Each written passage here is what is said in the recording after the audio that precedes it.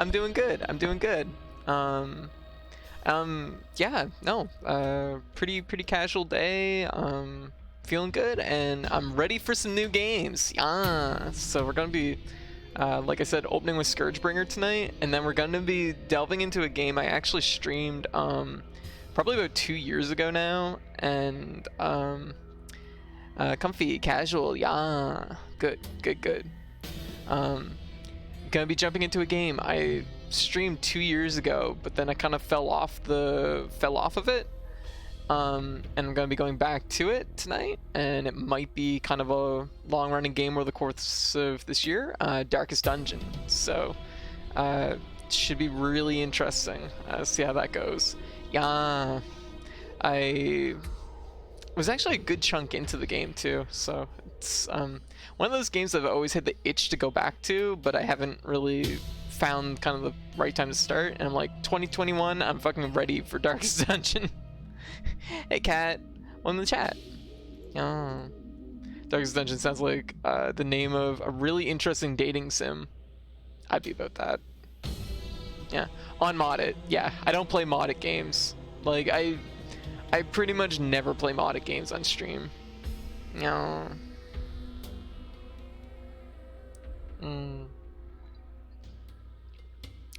Not really my thing. The only thing that like I would go for modded is if I were to do cosmetic mods. So I asked my friend, is it okay if I call you Ooh Batman? And they just looked at me like, what the fuck is wrong with you? They didn't say no. That is torture. Yeah. I'm known for my love of torture. Yeah. Actually, one of my close friends has platinumed and 100% at Darkest Dungeon. Actually, I know 2 other people that have like gotten very close to a platinum in Darkest Dungeon too. So it's one of those games that's just like kind of, it's been like there, and the temptation is real. Like I love I love games that have like an aggressive difficulty curve. So it's something that like when I originally tackled Darkest Dungeon, I didn't stop playing because of like it being too hard or too annoying or too frustrated. I didn't stop for any particular reason. I only stopped really because it was part of my Halloween schedule, and then I was gonna jump back into it later on in the year, never got to it. So but we're gonna be starting fresh tonight, and that should be exciting. Hey McGraw, how you doing? But first and foremost, we're going to be playing ScourgeBringer. This game is done by the same developer that did Neurovoider, and I've had my eye on this one for a little while. It left early access a few months ago, I believe, and it's a new roguelite to kind of chew away at least seemingly it's a roguelite. I would have to like probably double check, but I think it was, yeah, pretty sure if my memory is correct. But either way, I'm interested to see what this game's about because it looked really good. So yeah, y'all can give me a heads up how the sound is, and let's get started. Let's see what this is all about. I don't know where it came from. We lost the dates and places, the scriptures of those dark times. Wow. Oh shit. Oh yeah, damn, there's fucking skulls and shit. Damn, that person probably didn't make it. It destroyed cities. We still roam their remains. Oh, damn it, too fast. Oh. We called it the ScourgeBringer. Some ventured in it, hoping to find answers, but no one ever returned from its depths. Wow. Yeah. Oh.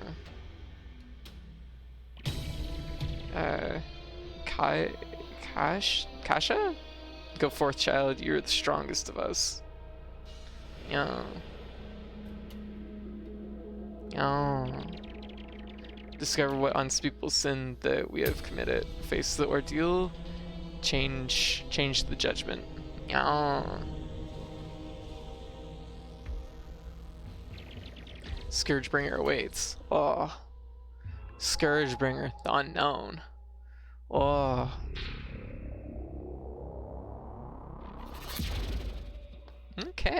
Here we go. Hostile environment detected, enabling anti-threat protocols. Proceed with caution. Okay. Oh. Wow, that person didn't make it very far. Also, look at this hair. I think it's hair. Yeah. Kira? Okay.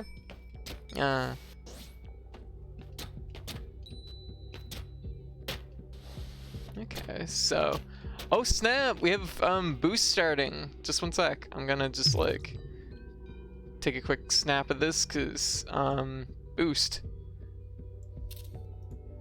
Cause it's always good to make sure that people know that boost is beginning. Yeah. Sorry, sorry, I didn't mean to like stop this, but you know, Twitch just like, hey, boost, and it's like, uh-oh, I better pay attention. Yeah.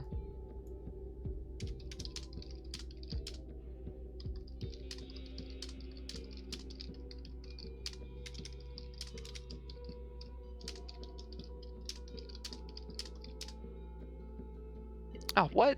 What the hell is that? I was typing and it just reset back to the start of the thing. Oh.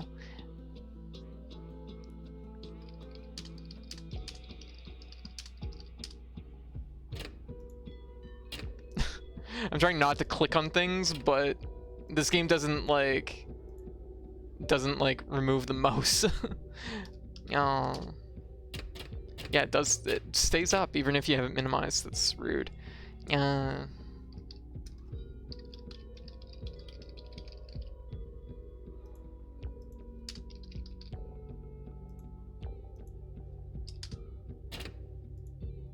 totally know I'm gonna click something. Oh my god. No.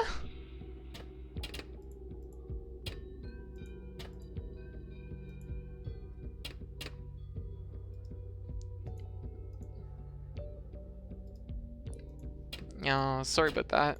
There we go. Just making sure that people know boost mode is happening because it's important. Oh my goodness, McGraw, Spirit Chaser, Transcal, Cat. Oh my god, just chipping in all the points. Very nice. Wow, we're already at 6K. Oh, we ain't gonna have no problem. Oh. Okay, so we got double jump. We go to desktop for boost. I like these little bells. Okay, of course, drop down through platforms. Very straightforward. Very, yeah. Oh, I like how they're different styles and it sounds slightly different too. Okay. Got some nice wall kicks and stuff. Oh, lockdown in progress. Unknown threat spot. Suggests dispatch using force to lift the lockdown. Okay. Okay, cool. Okay, we have lots of air carry when we attack. Oh wow, it's like basically unstoppable. Oh my god. Fuck gravity. We ain't got no time for gravity. Look at that. That's wild. And just go any direction. That's nice. Cool. Hey Nosh, thank you for the boost. Yeah, oh my goodness. Thank you everybody. Out of range enemies, just dash attacks to reach distant threats. Okay, so oh, okay. So there's two different attack types, so... Okay, cool. Yeah. Caution, you can be harmed during dash attacks. Okay. Long reach requires exit. Combine a double jump with dash attack. Okay. Yeah. Yeah. Yeah. Aw, thanks Floppable. Thank you. Thank you for the boost. We're already up to 10K. My goodness. Awesome. Weakness analyzed. A heavy smash attack will be very effective if timed properly. Okay, so we have okay, we have to time it, I guess. When I don't know exactly, but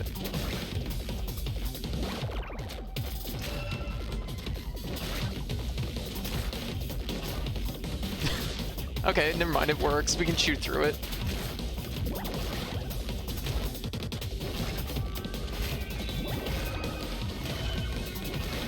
Ah, this is pretty nice. I like it almost has like a Smash Brothers-esque quality, but it's like aerial movement, which is kind of cool. I like the way the moves like stack together. I think you're supposed to use Smash when they have the yeah.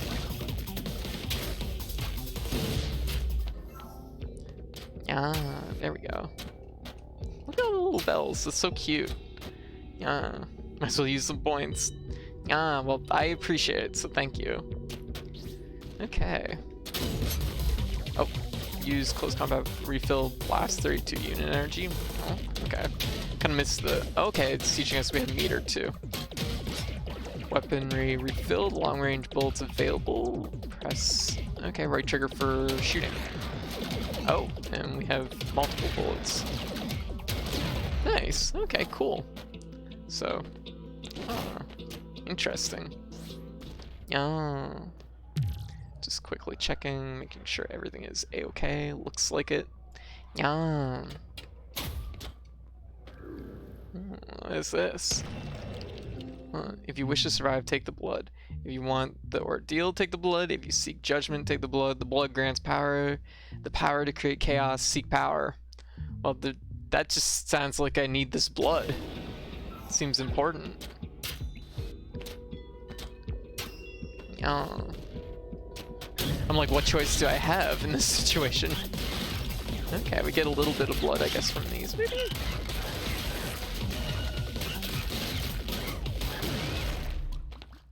Okay. Oh yeah, we have a little meter over there. Quantum distortion detected, analyze. Yeah. Identification of portal to an unknown place. Possible exit, enable map sensors. Yeah. Stuff.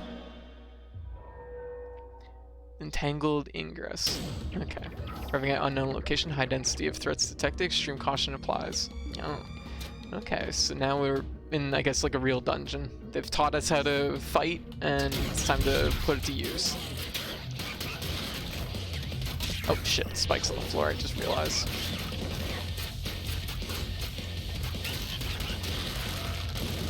Whoa! Oh jeez, okay, that's a lot. I wasn't expecting that many bullets. And we got an achievement, First Blood! Okay. Oh, hello.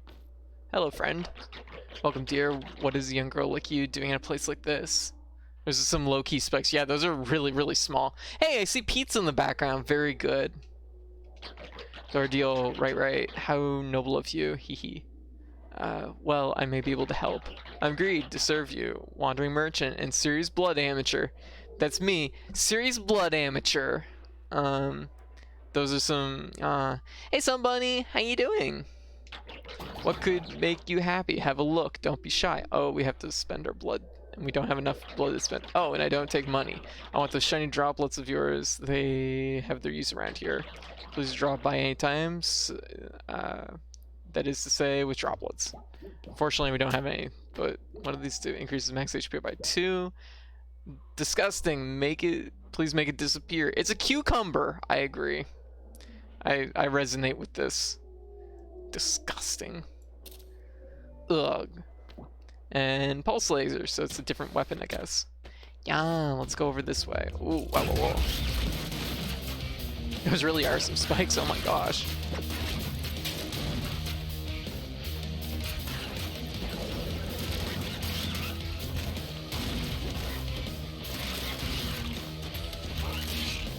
Oh shit, wow. Oh. Okay. Ah, gross. I don't like cucumber. So watery. Unbearably watery.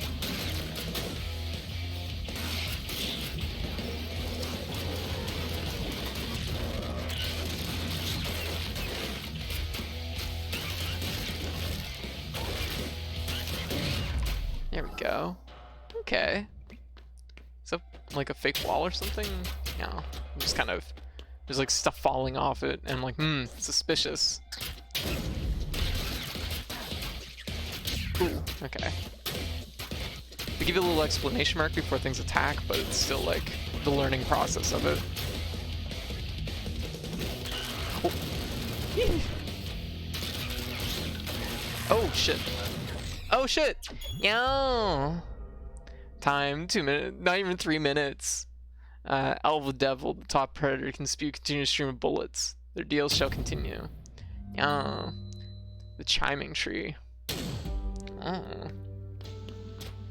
Nice tree, sort of. Could maybe use a leaf or two, but you know. Cough, welcome to the chiming tree. It's the tree who keeps us alive. Who am I? Garrow, I guess. I'm from the Expedition 6, or was it 16th? Wow. You're not a seeker, let's see, a warrior? Oh well, cough. Been waiting here for an eternity to help the one who needs me, that I remember. Now go, blood is power. I need to think. Okay. The gift, cough, the small glowing altar by the tree, think. Yeah. Okay. Let's see what this is about. Oh! Skill tree, what is this about? What do we got? We only have 1 blood, so it would only be these 2 bottom branches. Gives 1 more permanent max HP. Lethal club. Oh, reflecting, that's useful. I love cucumber slices and the sweet sauce that you get at some Japanese restaurants. Oh, that doesn't sound maybe too bad. Cucumber is the bane of my the bane of my soul, and should be classified as a food war crime.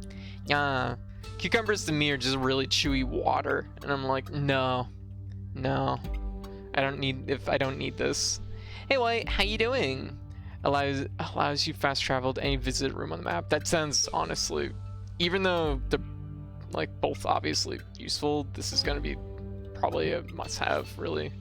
Okay, we've enabled it. Okay. So, Twitch wasn't letting me connect to the chat. Oh no. Yeah, it's ScourgeBringer. New game. And so far it feels really good, so I'm excited. Entangled Ingress. Oh,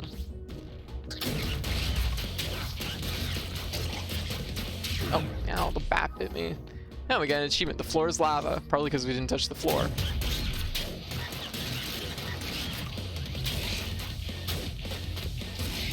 Okay. Gotta be careful. Whoa.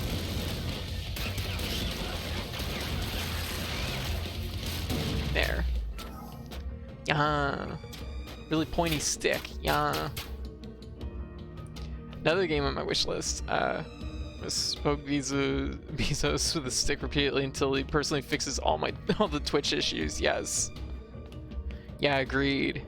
I don't know what it is with Twitch lately. Twitch has been really weird. So it's basically a samurai monolith. It really does feel like that, actually. That's actually a very, very good comparison. Ow. Just be careful. Whoa. Ugh. Okay, things really shoot a lot in this game. That's something I'm learning about right now. It's not just like 1 or 2 bullets, it's like a wave of bullets, so gotta be very cautious. Oh, thank you for the boost, Paige. Oh my god, we're up to 12k already. My goodness, y'all are so good to me.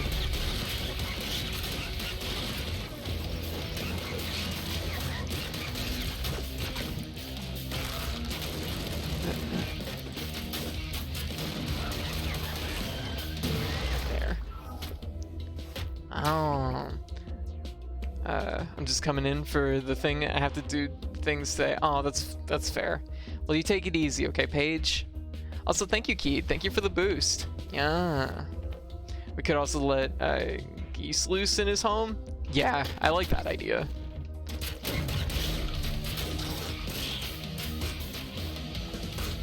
There's nothing like lighting a fire under someone's ass, then releasing the geese. Yeah.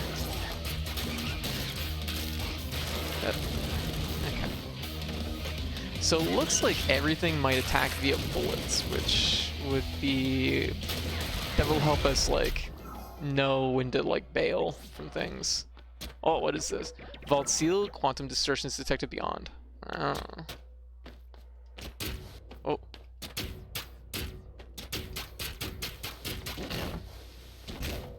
Okay. Something for another time. But yeah, so...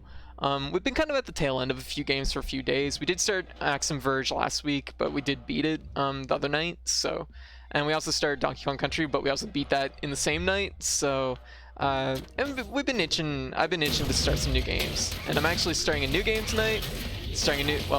And then I'm starting back in on a game I played at one point, and I need to go back to. Okay, so you can touch the spikes for a split second. There we go. Making the boost happen. Oh, thank you for the boost, White. Just finished Bioshock 1. Oh, very good, very good. Oh, I gotta remember, I can shoot too. That's a important skill, probably. Whoa. Yeah. Oh, shit. It is actually, like, it really is Monolith meets Samurai Gun. That's exactly what this is, because like you build up your bar and you get a handful of bullets, and that's pretty much it. Pretty much it's spot on. Can't seem to boost in the iOS version.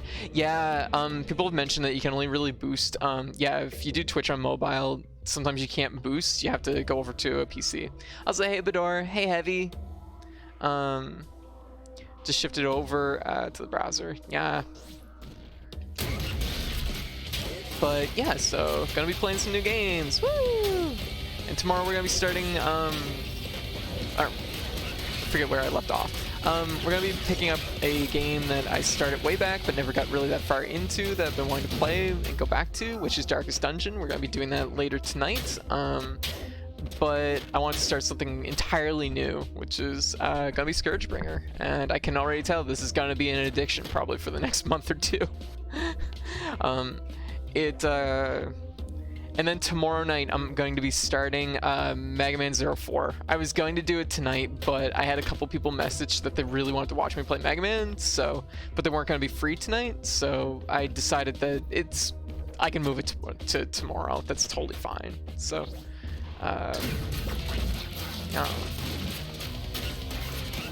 so we're going to be starting Mega Man 04, and we're going to be digging into Mega Man games again. A lot of people here probably don't know, but I'm actually a huge fan of the Mega Man series. I have pretty much played nearly every game in the series, and 2019 I played through Mega Man 1 through 11, all back to back basically. And then last year I played through Mega Man X 1 through 4, basically back to back, and then I played 0, 1 through 3 back to back, and then I actually need to go on hiatus from it because I love Mega Man, but it was a lot of Mega Man all at once. So it's something that, you know, sometimes you just need a break, even if it is something you love, right? So it is something that what is this? Strange egg. Yes, eat strange egg. Oh, what is up here? Oh, it's the shop with our friend, Greed. Kira? Is it Kira? Yeah, I guess it's Kira. What do you want, dear? It is not stealing, it is growing. Oh, machine gun. I lean more towards Gunvolt. I played Gunvolt, I believe, in late 2019. I played the third Gunvolt game. Actually, it was, now that I think about it, it was one I did as a promo thing. I got a promo code from one of the developers of it, and it was actually the very last game I did that was like via developer code. I forget what it was called, Luminous Avenger, I think, or something like that. But I've played the Gunvolt series in full. I also played Luminous Avengers. I played it, and I played Gunvolt 2 because I borrowed it from Keed and played it, and that was, I believe, in 2019. I love Gunvolt 2. Luminous Avengers I feel a little bit like lukewarm on, but I'm interested to see where the series goes and like kind of maybe keep up with it a little bit. But I do feel for me personally, they've always kind of fallen just a hair short of where I really want them to be. Mostly because honestly, I feel like both the leads aren't good. I like their designs, but I feel like as characters, they're both really just, I don't really care for either of them that much. I like their gameplay and stuff like that. Culpin in particular has really fun gameplay, but yeah, as long as it's not Mighty Number 9. Well, I will say the retro style Mighty Number 9 game I actually kind of like. Okay, oh screw you Twitch, let me participate in the community challenges on mobile app on some streams but not on codes. Oh, well that's okay, Hive. Whenever you have access to a different route, go for it, because I just got the notification for the boost today, so we probably have 2 days to hit this boost. Oh, thank you Sumbunny, thank you for the boost. We're at 18k already, like seriously. They're all so good. So we have a machine gun in the shop. We have a cucumber, which I hate it. And we have a charge pack. Gives back 1 HP and fully reloads blast 32. Interesting. We established that we need to let loose the geese and bees. Yes, Beezo's house. Yeah. None of these are great. I guess I could eat a cucumber. Ugh, I hate it. Achievement unlocked, cucumber free. Well, we got an achievement for taking the cucumber. I hate it. At least now the game is cucumber free. I don't even think that gave us health back, did it? It was just literally, just a cucumber to buy for a single achievement. Yeah, mobile is okay. I mean the console nightmares. No? Oh yeah. Yeah, Mighty Number 9. I will say, I actually do have opinions about Mighty Number 9. I played it probably a couple years back, probably 2018, 2017. Game is very poorly optimized. Definitely need like some more time in the oven on that front. I actually think the game is honestly just average. I don't think it's as bad as what everybody thinks it is, but it's also not great. So it's just, to me, it's just a middling game. There's like some good ideas mixed in there, but there's also some just like things that are just like poorly implemented, or they're things that were clearly Kickstarter ideas that just never got any, like, they should have really been ideas that should have been on the cutting room floor. But they had to stick with it because, of course, it was part of the Kickstarter pitch, right? Did you make the bad guys cry in like an anime fan on prom night? Oh my god. The wrong call won. No. The wrong call won. Oh my goodness. Yeah, I remember the contest with call. Can put way too much on the plate. Yeah, I think so. I can understand anybody who was on part of the Kickstarter being upset with the game, you know, or being really heavily invested, maybe being upset because, you know, the world was promised to them, and, you know, it's understandable. As somebody who was not part of the Kickstarter and just kind of coming in as, okay, Kenji Fune's next, you know, successor to Mega Man, quotation fingers, I just felt like it was middling. To me, like, it's kind of just a worse version of the Mega Man powered up games. Like, just like, it's about in line with them, but it's like definitely need more time as far as like just like more time as far as polishing it and bringing it up to like a decent standard. But Bloodstain turned out okay. Yeah, honestly, here's the thing. Also, thank you Sarah, thank you for the boost. Thank you. You asked earlier how I was doing. Honestly, I feel kind of blah. Headache and stomach feels. Oh gosh. Well, take it easy, okay, bunny. I had terrible motion sickness yesterday, and I've been kind of fighting a little bit of just like ongoing like stomach issues the last few days. So it's just like, yeah, not great. It's like it's kind of going around, I guess, or at least like my dosages of my meds are catching up with me a little bit. Oh.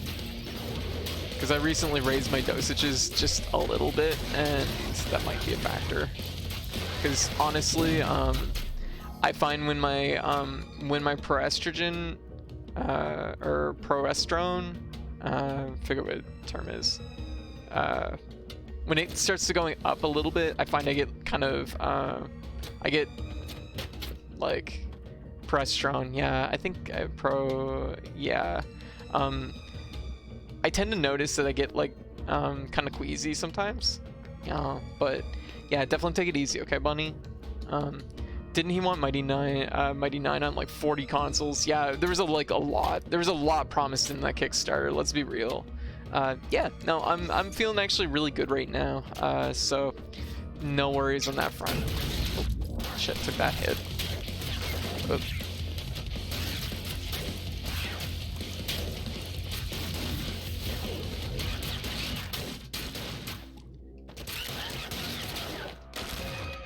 Did I stun it? I did. Good. Okay, so the big guys you kind of want to maybe hit with the stun swing. Folks who backed the 3DS versions via didn't receive any copy of the game. Yeah.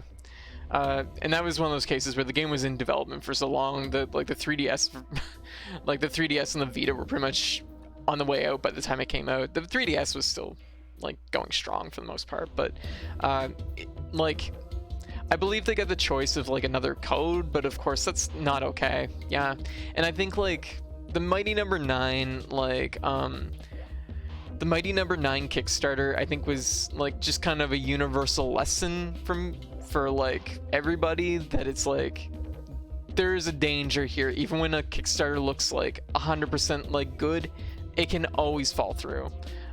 Because it's promising a lot out of the gate, and game development has never really worked in that structure very well. Like even games that haven't been Kickstarters but promise a lot up front, it very rarely works well. But I will say that Bloodstained actually turned out pretty good. I do think that I wasn't part of that Kickstarter either. I don't do Kickstarters because of financial reasons, and also just it's one of those things that I'll grab the final product when it's out. The only game Kickstarted out, The Good Life, and I kind of stopped being hyped for that because of Deadly Premonition 2. Yeah, and that's the big thing too, is a lot of these Kickstarters are so early in development. It's been, you know, you don't end up with your final game until, you know, 4 or 5 years later. Because, yeah, I think almost all there's a lot of, yeah, even Shenmue 3, there's a lot of these things where it's just like, they're not going to cut it. Like, they either don't get the budget that they truly need, because realistically how it should work is these Kickstarters are using like the budget to kind of springboard to get companies support to get them to fund the bulk of the game. But it's one of those things that, once again, never really works like that. The only real case I can say of like a pretty successful Kickstarter was Bloodstained, and I think that's because Igarashi, I think he's legitimately passionate about the games he makes, and with him not being at Capcom or not being at Konami anymore, truly felt like if he didn't make it work, he might be just like, he might lose his ability, he might lose the ability to make more Castlevania games, and I think he legitimately loves making them. So I think, you know, he really went in the distance with trying to make sure Bloodstained was a good entry. And even though Bloodstained does have issues, and it does have like things that I think were promised in the Kickstarter that kind of fell through a little bit, I think overall the game was like very representative of what was originally promised by it. Hyper Light Drifter, that's right too, that was a Kickstarter game too. I've also played it. I like Hyper Light Drifter. Hyper Light Drifter is a case where it was kind of like it was just like an individual, wasn't it? It was very like a very small group, if nothing else. Yeah. Bow towards Igarashi Shrine, yeah. Aw, thank you for the boost, Bador, thank you. Thankfully Bloodstained, Night in the Woods, and Hyper Light Drifter all worked out. Yeah, I would say so. I've never played Night in the Woods, but it is something that it's probably on my list of games I should play. Oh yeah, Shovel Knight, that's another one that was it was Kickstarted too. Actually Shovel Knight's actually probably one of the more like on the point Kickstarters, because I think they've delivered almost entirely on everything that was promised with Shovel Knight. Definitely took some time because there's a lot of different modes and things, but yeah. Oh, was Super Hot Kickstarter? I didn't realize that. Night in the Woods is good. Gotcha. I'll have to like look into it sometime. The thing with Night in the Woods was I wasn't sure if it was really my type of game, because it's just how to put it. Ooh, wow. Oh wow, you're taking some hits. Okay. Damn, I wish that cucumber healed health now. Skullgirls DLC Kickstarter was really successful, even though most of the game development is cursed. Yeah, and I think it's one of those things that, like, Skullgirls isn't one that was really successful too. You know, Skullgirls, like, towards, like, the very end definitely fell apart, for sure. I know it was definitely probably long running within, like, the development of it, but, yeah, I think it became more and more apparent, like, over time, like, where things were problematic. By the time most of the content was out, like, you know, I think that was when we were, like, rather, by the time Indivisible came out, that was when we were really starting to hear, like, you know, the issues, like, coming up. Like, it was always, like, things you could definitely tell there was things with Mike Z, but yeah, it's good that, like, the development team, for the most part, stuck together and, you know, gave him the boot. Or, well, at least, like, you know, left the company to form a new company together. Ow, gosh. The chiming tree. It is very, like, when things shoot at you in this, it is, like, you gotta get out of the way. Immediate death is a troubling experience, cough. I never figured it out, cough, how the chiming tree brings us back. Well, it serves the monolith, it keeps us alive, so we can endure this forever. Oh, lovely. So you met Greed. He's been around for a long, long time. No longer than me, though. Cough. You should trade with him. The blood, too precious, too dangerous. Oh, I see. You know what else was Kickstarter? Ooh, yeah. Yes. Sadly, it took, like, eons for any of the stars to come out. You know. Rip... rip my well-timed Ouya joke. Yeah. Alright. So we have... no blood, so no blood for the blood tree. No blood for the skill tree. Let's try this again. It's very, like, I still gotta get an eye for when I need to get out of the way. There's no iframes on your dodge, so it is... This definitely strikes me as a game that's very focused on the idea that you have to prioritize certain targets. Oh shoot. Yes. Yeah, oof, you don't get much invincibility on anything, so even if you take a hit... Oh, shoot. Wow. Spikes. Oh my god, this room is just tearing me apart. Wow. There's no iframes at all on any of it, because the dash is actually an attack, so... yeah, you're not passing through any bullets in this game.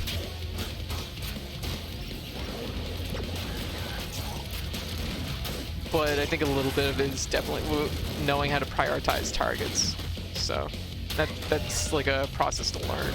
When you see the exclamation mark above enemies' heads, how much is this game? I believe right now it's about $20. Kicking butt. Bullets are for punching back. I think I need the reflectability from the tree, if I'm not mistaken. But when you see the exclamation mark over enemies' heads, you can do a heavy swing, and that will stun them, so I guess that's something. Oh, hello, new friend. It's Yipsos. Hello there, need a new weapon? This is Yipsos. It follows Master Greed's teachings, twice as clever as you are. It cracked the code, more firepower, more boom. Get a weapon, survive longer. I say hi to Master Greed. Oh. 17. No iframe shouldn't be a selling point for me, but it kind of is. That's fair. Also backed Omori, and it seems to turn out well. Gotcha. I really want to look into Omori. But it is also on Game Pass. Gotcha. So we have a grenade launcher, piercing mod. Bullets have a chance to ignore enemy armor. Bullets have a chance to stun enemies when they're vulnerable. Oh, that seems useful. I mean, I definitely don't have the blood for it, but... Huh. Yeah, I really want to look into Omori. Unfortunately, it came out around Christmas, so it came out around Christmas, and I had my I have my double root canal that I have to make sure that it's very much Earthbound. Yeah, I know, I love Earthbound. And I mean, like, I watched the development of Omori for quite a while, so it's something that I've had my eye on. But it's something that I have my double root canal that I have to prepare for this month. Even though I have the money, like, I can't really spend from my wallet, so to speak, because otherwise I might not be able to. I'd have to go in with, like, cash, which would be kind of weird. I bagged too many games. Well, I mean, something just to be conscious of, I guess. Well, shit, got stuck to the wall, so I didn't get the fall that I needed.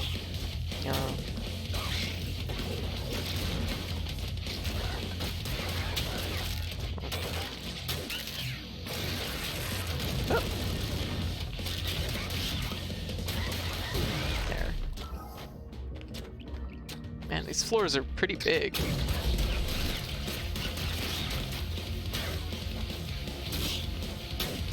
This is good though. I like it. I like the game feel. It definitely feels good. I don't know. Wow. Nice. Get that stun. Perfect. Okay, so that seems to be like the kind of maybe big trick in this. Fly broke. Black leather skirt down to mid calves 3. What? What the fuck, cat? Not having iframes is nice because it makes you think about the positioning instead of just timing dodge button. Yeah. Yeah, and it definitely feels like fitting for this. Oh, okay. It feels fitting for this. Oh. Oh, shit. 2 HP left. Yeah. Oh, I constrict. And all seeing bot prompted evade, extremely vulnerable to smash attacks. Okay, I kind of tried to smash, but didn't shake out.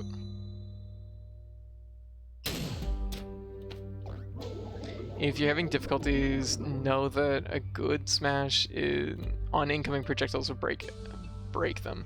Oh, okay, so we can at least break the projectiles, because I noticed on the tree here there's allows you to throw bullets back at enemies, so like reflect is definitely, it's a skill you get from the tree. Yeah, so you don't start with it. Bought some clothes for themselves using the last of their current cash flow. Okay, I read that and I was like, what the fuck are you talking about?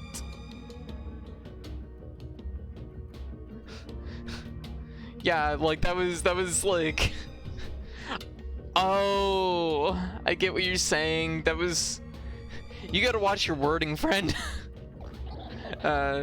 You're new, right? Yes, it's a friend. Have you seen Garo? You work with him. Good. I'm Peppy. Oh my god, it's Peppy. I love Peppy. Oh, I can see you need help. Here, take this. Yeah. Oh. No, I don't want your blood. You should give it away. Blood is more than power. Take care. Peppy! He's giving us things. Shovel. Shuriken. So, oh, we got a whole bunch of stuff there. Like, they never really taught us how to rotate through our weapons. Because I see that we have an option for a weapon there. Oh, we have a map. Very good. Stunning. Okay, so bullets have a chance to stun enemies. So we have a little thing there. Hey Nova, how you doing? Temtem, remember Temtem? Yeah, was that a Kickstarter thing? Like, I have no idea. Oh, shit.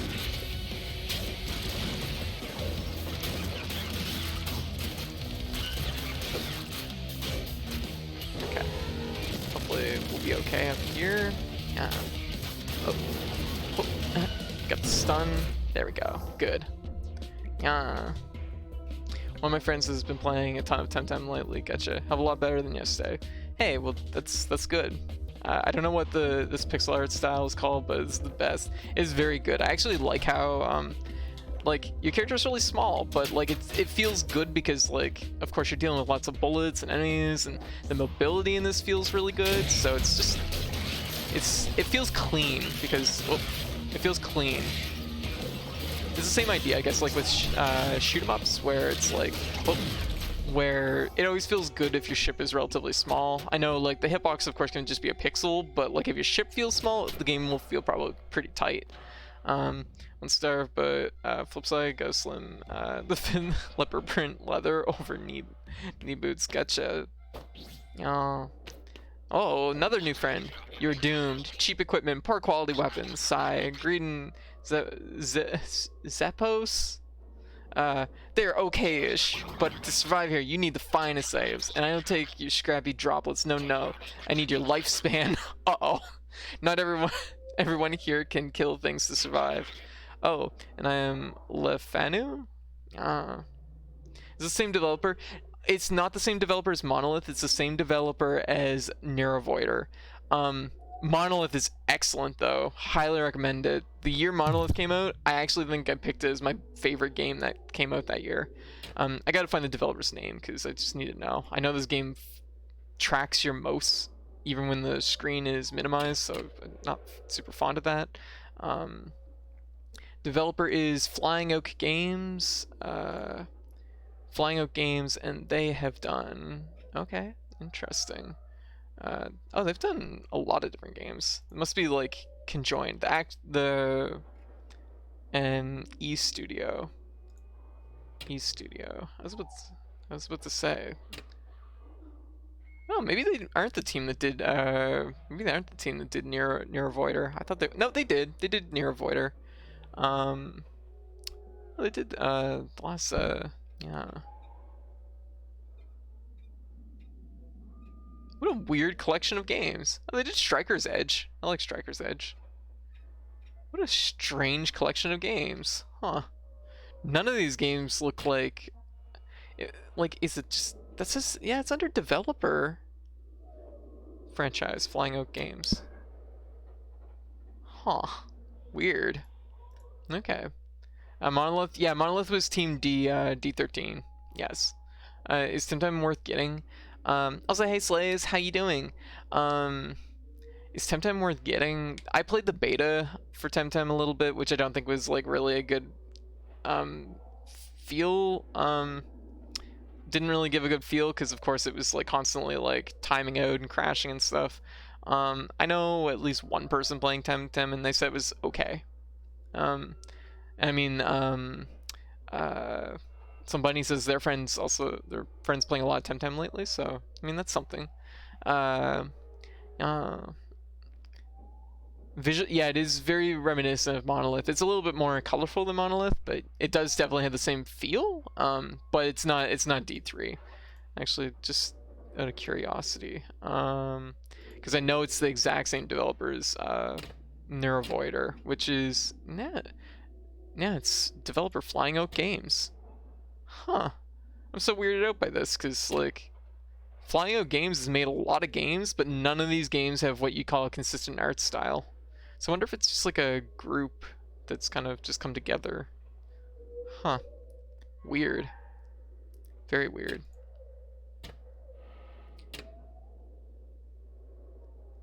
Huh. It must be something. Flying Oak must be a group. Publisher Dear Villagers. Yeah, the publisher is what a strange situation. Cause yeah, it just says Flying Oak Games. Huh. Okay. Must be like kind of a umbrella. Yeah, and Monolith is done by a D3. Maybe a freelancer did the art. Yeah, I have no idea. Interesting thing though, because I know exactly what you mean, because it definitely gives off the vibe of Monolith, but I'm just weirded out by the fact that like there's a bunch of different games that I wouldn't have associated with being from like the same developer, because there's like Away, for people that are familiar with Away, which is like a 2D 3D first person roguelite RPG thing, action RPG. It's strange. There's like a lot under their list. Okay, well we got another shop, which apparently costs us our life, which I don't even know. Oh, it's our max HP. Ooh, I don't know if I don't want to pay max HP. Oh wow, just fucking get bit.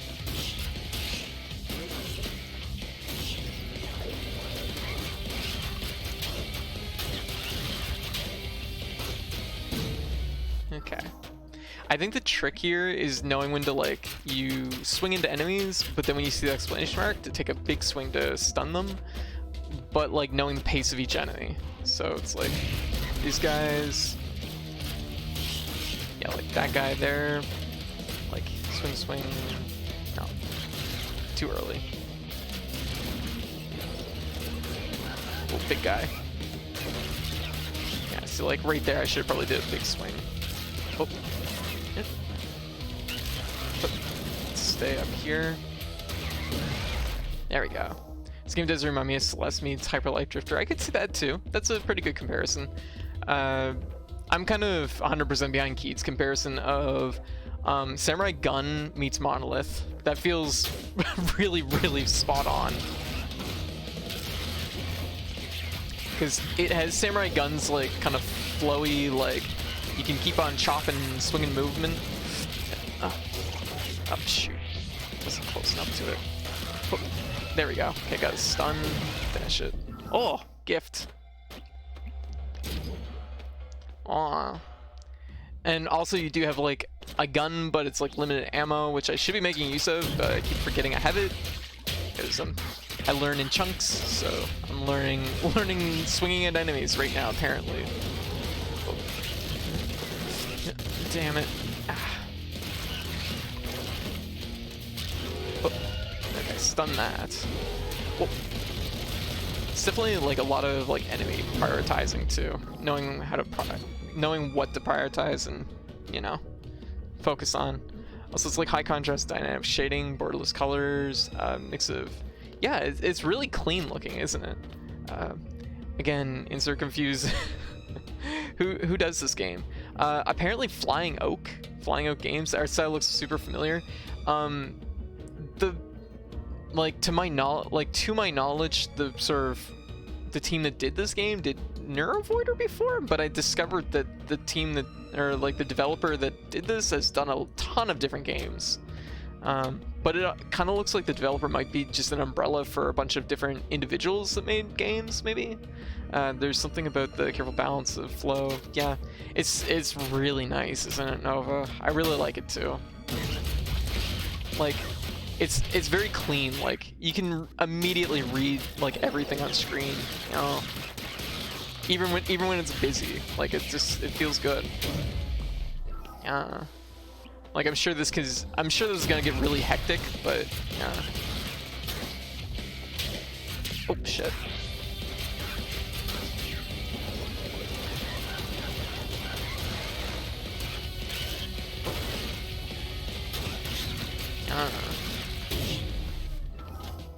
There we go. There's been something. Hyperlight Drifter also had a big gun. It did, and limited ammo too. Yeah. There we go. It's been a long time since I played Hyperlight Drifter. I actually meant to go through and do a second playthrough, but kind of never ended up doing it. Oh shit! Stuck to the wall. Not ideal. Oh! Cannon thing. Oh, damn! Stuck to the wall and the wall jumped out. Made of wood and pixels, we are a duo of game developers building awesome game experiences in the secret forest of northeast of France. We're best known for making games such as Neurovoider, Dead End, and Hoi. We've been helping several other studios develop and port their games to console. Okay, interesting. Yeah, actually, that's a good way to check it. Because like you just go under Steam and you look and it just says that it's designer Thomas Elfenberger, publishers, published by a lot of different companies, eStudio. I'm trying to see. Wow, the very first review literally says it's like Samurai Gun if it was a roguelite. Okay, I might be wrong about like it being the same people that did Neurovoider, but of course, like if you go under and check like the developer, that's essentially the information you get, right?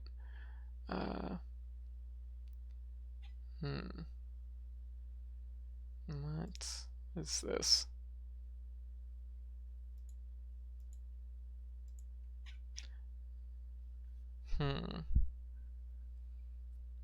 I've never had such a hard time trying to find the developer of a game. Huh. That says Flying Oak too. And this is Dear Villagers, which is about us.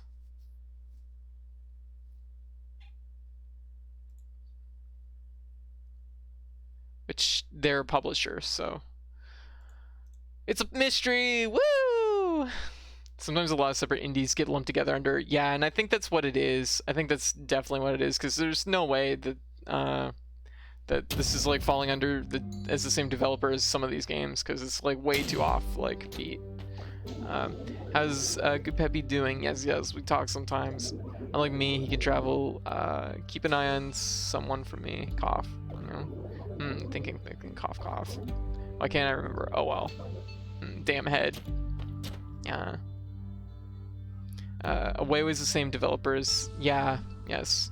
Yeah. And I was like, this is different than I was expecting. Like, this doesn't seem right to me, but like, yeah. Anyways, I guess the bigger point right now is that the game is really good. Highly recommend it.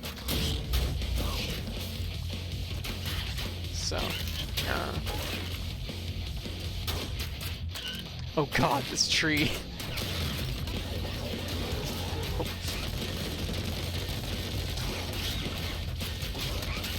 Oh. Stun. There we go. Oh, did I say the last? Sorry. God, I don't even know how I said the last, because don't mind me. My brain's old and sad. No. Oh, fuck me. Okay, I got the stun. Oh, shoot. Man, this is legitimately hard, though. Seriously. Hey Raph, how you doing? Oh, thank you for the boost. Oh, you said the last, gotcha. Ultimate blend of, just came through the boost. Oh, alright, well thank you, Raph. You have a good evening, okay? Oh, it's our friend, Greed. So you talk to Peppy, how lucky of you. Next time you see him, let him know that I want to talk to him too. Hee. Oh, I like how all the shopkeepers kind of just know each other and they're all friends. Oh, shovel. Increase damage to stunned enemies by 10%. It's a good ability, but I mean, we're a far cry from ever having enough blood to buy anything, so.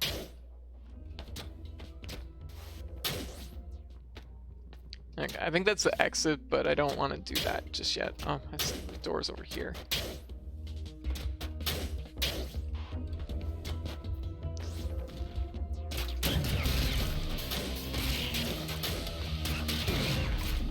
Whoa, shield. Prevents losing 1 HP upon getting hit. I'll take it.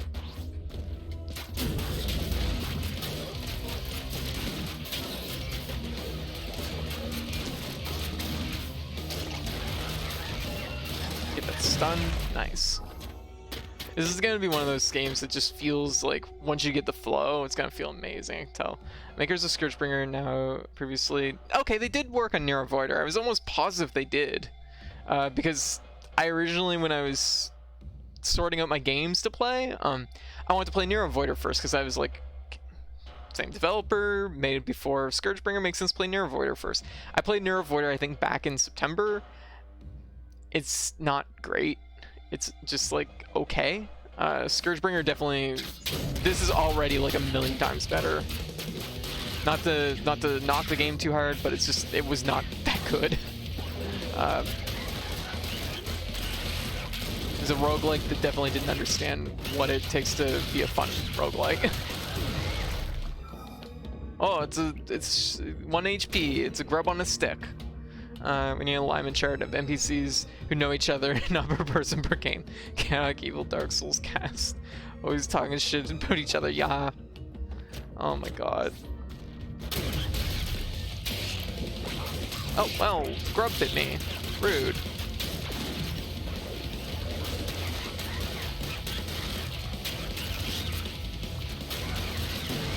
I'll take it. Alright. Oh.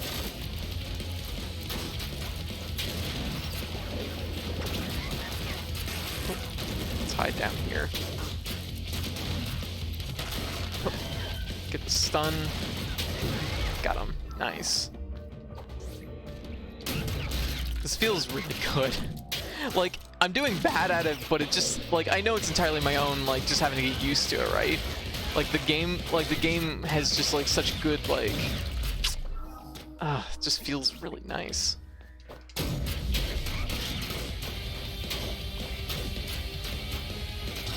we go.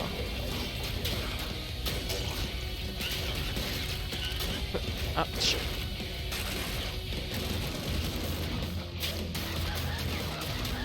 Nice. Oh, magnifying glass. Increased damage to stun enemies by 5%. Oh, very good.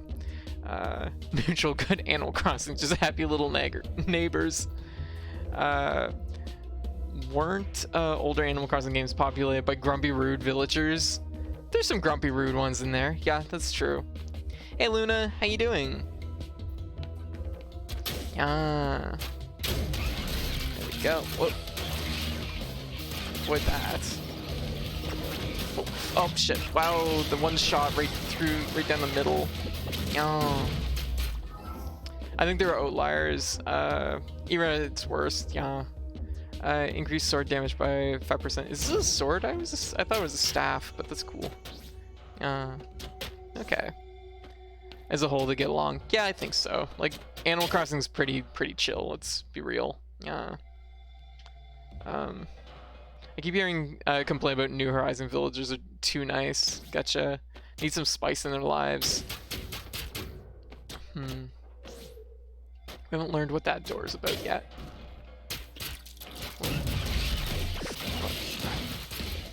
Work my way across the top here.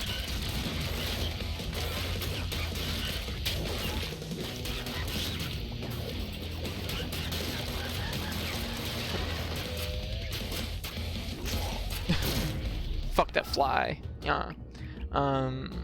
Yeah, doing good. Very good. Grumpy and Rude is one of like 6 Animal Crossing character types. You know who's too nice? Pokemon NPCs. Pokemon's pretty like, yeah, inoffensive with its like characters. Like, it's kind of meant to be that way. In the newer games, yes. Everyone's such a sweetheart. I don't want to beat them. That's fair. I get that.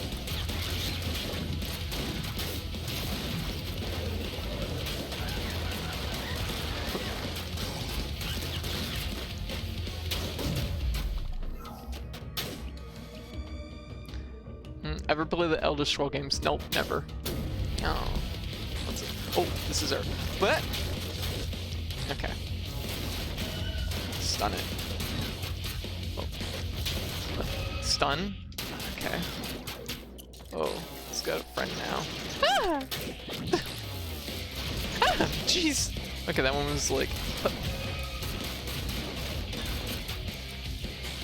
Okay.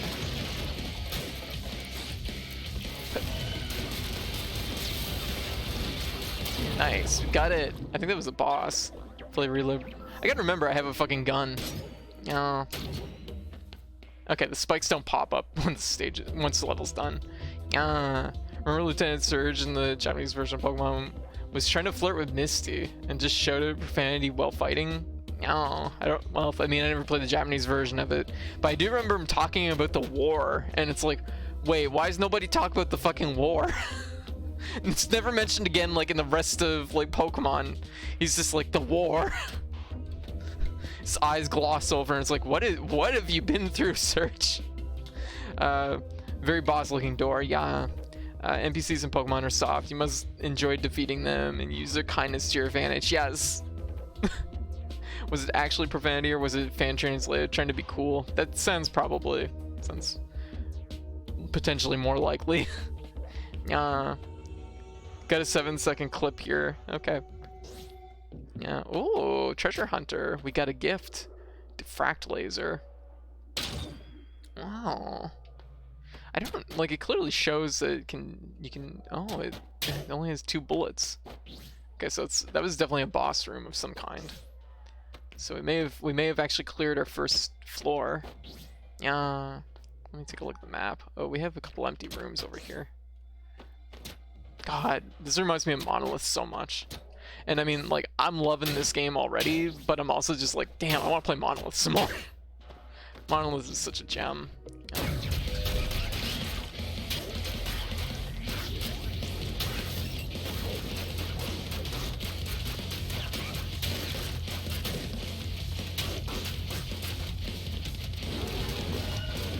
Stun. There we go. Avoid the spikes. Get that blood. Yeah. Okay, I gotta see this clip because I mean, I know nothing about the Japanese version of Pokemon, so let me take a look. Oh, in the anime! Okay, I thought you meant like the games. I mean, that means nothing to me. It's in Japanese. Oh my god.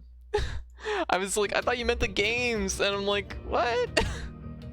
I mean, it was great character development. He said in English. Oh wait, I didn't even catch it. Let me listen to it again. Yeah. Also, I guess I have the game volume like quite high too.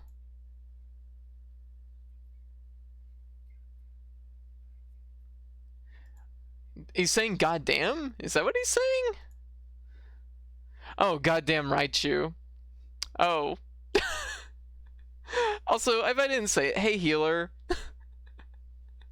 If I didn't say it, hey, how's things going? Well, he says goddamn Raichu. Is that technically cursing? Is goddamn cursing? I guess it might be. I don't know. Yeah, I was about to say, so yeah, that's the yeah.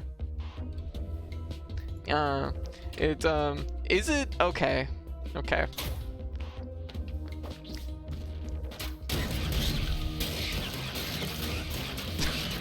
I do like, he's just,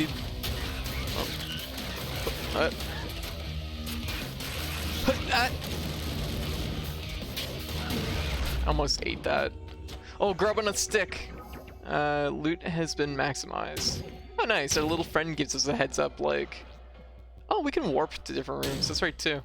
That was the one ability I did take. Wait, what was this one? Oh, it opened. So once the floor is cleared, you can open this one, I think.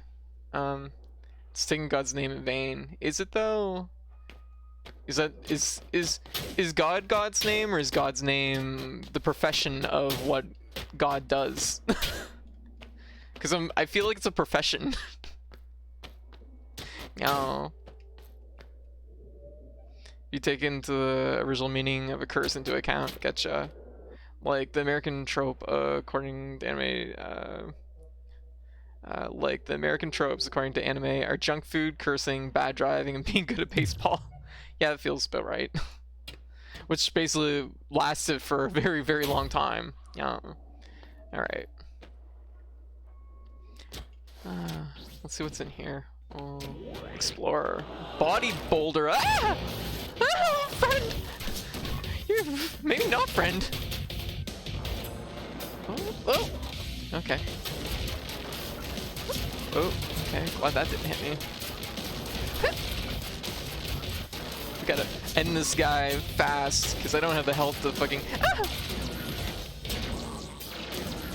Ah! I'm out of gun. Ah, no! Okay, well, he's mean. Tough as rock. Minded collapse and stay calm when bullets are raining. Hola! Okay, well, we learned something there. Oh, friend. The bodybuilder cough is terrifying, but stay calm. Or body boulder.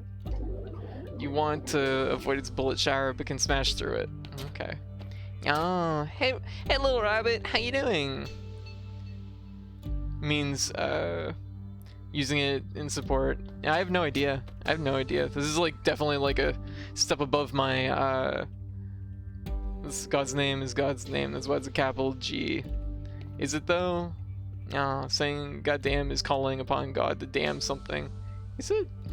Which is overreach of authority on part of being immortal. I see. That's why God is censored on some US radio stations. Really interesting. I'm learning all kinds of stuff now. Because it was loosely translated as shit like, yeah, it literally means shit games, yes. Shit, I have to catch up with the chat here.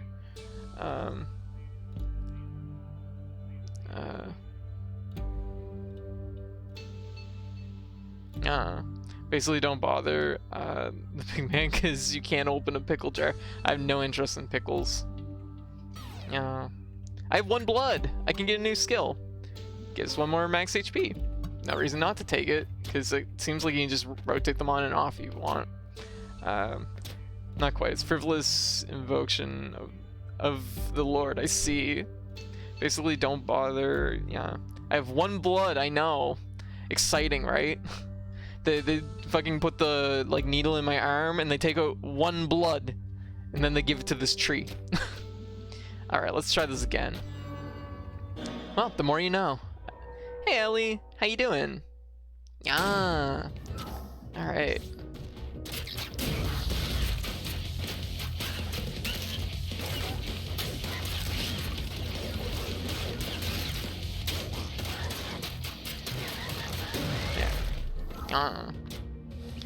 Get a lot of beliefs and the kind of very wildly culturally people are gonna tell you different things. Gotcha.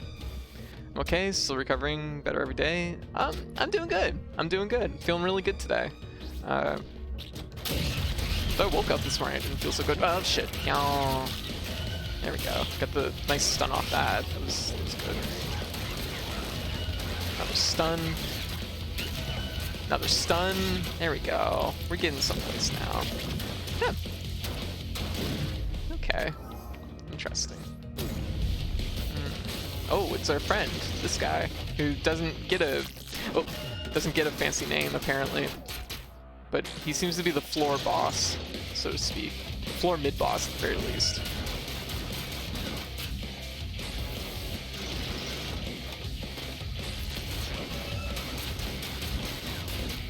Okay. Oop. Get those stuns. There we go. Nice.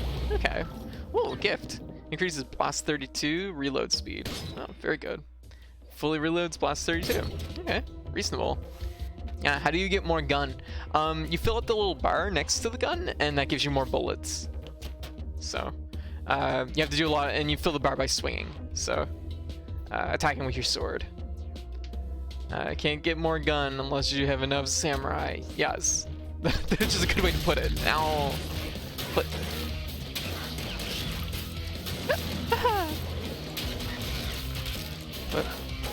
Okay. Oh shit! Swung them wrong way. Hate that. Oof. Yeah.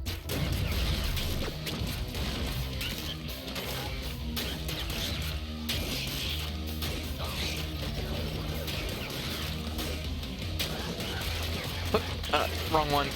Reacted to the explanation mark on the wrong one. Oh, don't want none of that. There we go.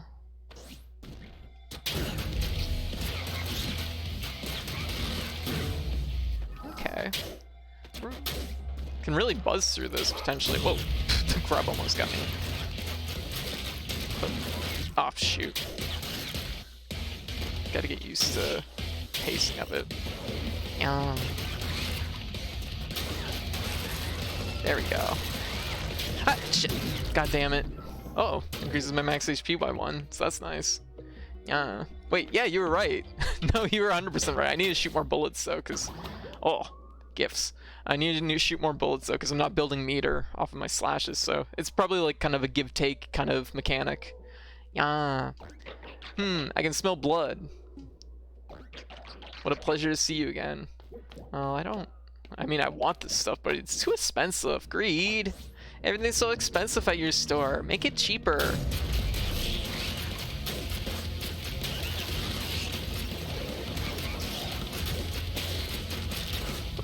Ooh, there we go. Got the nice stun there. This is cool. I like this.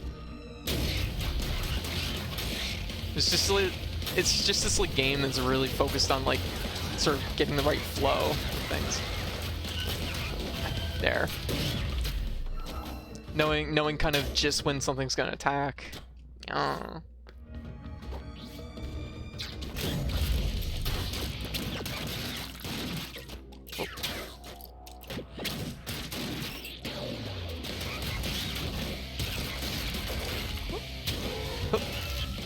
Oh.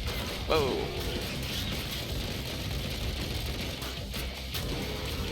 There. Get the stun. Whoa, extra round, increased blast damage. Okay.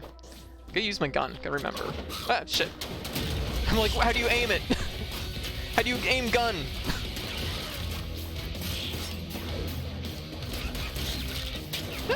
Oh shoot. Now I'm trying to squeeze too many buttons in. There we go. That was a better use of it right at the very end. Oh, it's our other friend. Kiepos. I don't know how to say his name. Hey Code, have you ever heard of or played the Tales series? I have heard of the Tales series, particularly Tales of Berseria? I know of it mostly because I think it's Velvet in that one, question mark. I don't typically play Tales games though. They kind of became sort of really hot sort of just as I stepped away from JRPGs. Yeah, I not gonna lie, I just crush a little bit on Velvet, just a little. I don't know anything about her, but it's like, yeah. But it's one of those things that it's like generally the Tales games I haven't played. I've played Tales of Fantasia, which should age me a lot.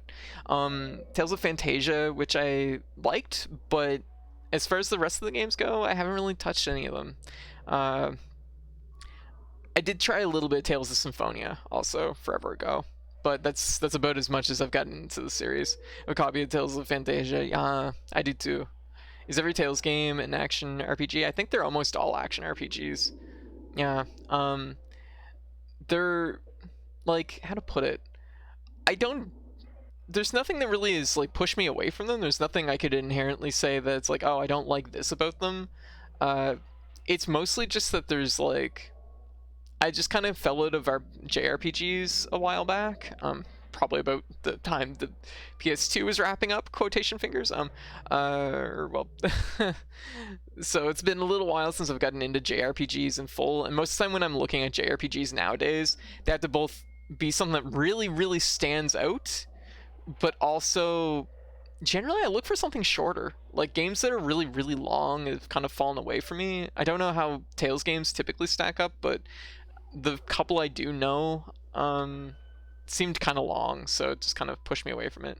Okay, Zephos welcomes you. Unfortunately, Zephos also has high prices, and Zephos needs to fucking put a sale on. Yeah, and that's kind of the thing. Do it for Pyra, do it for Nia. See, I kind of really... Xenoblade Chronicles 2 is the closest I've come to playing a JRPG in a long time. I really, really wanted to get it, but it's like, to find a copy of it now, like I'm talking over $100. Like, it was $100 brand new, and then it's like, now it's even more, so it's like, game is fortunately inaccessible to me. When you say the merchant's prices were too expensive, I remember the White Turtles merchant in the game. Oh, gotcha. Okay, we're gonna do some of these other things, because we might get a little bit of health back if we're lucky, I guess. Oh.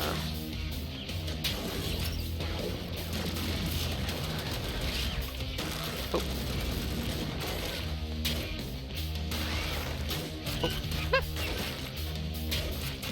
No, reach. Ah!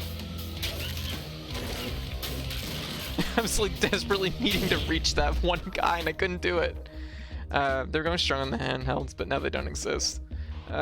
You could get a digital copy. I mean, the digital copy is still $100. Like, it's literally full price.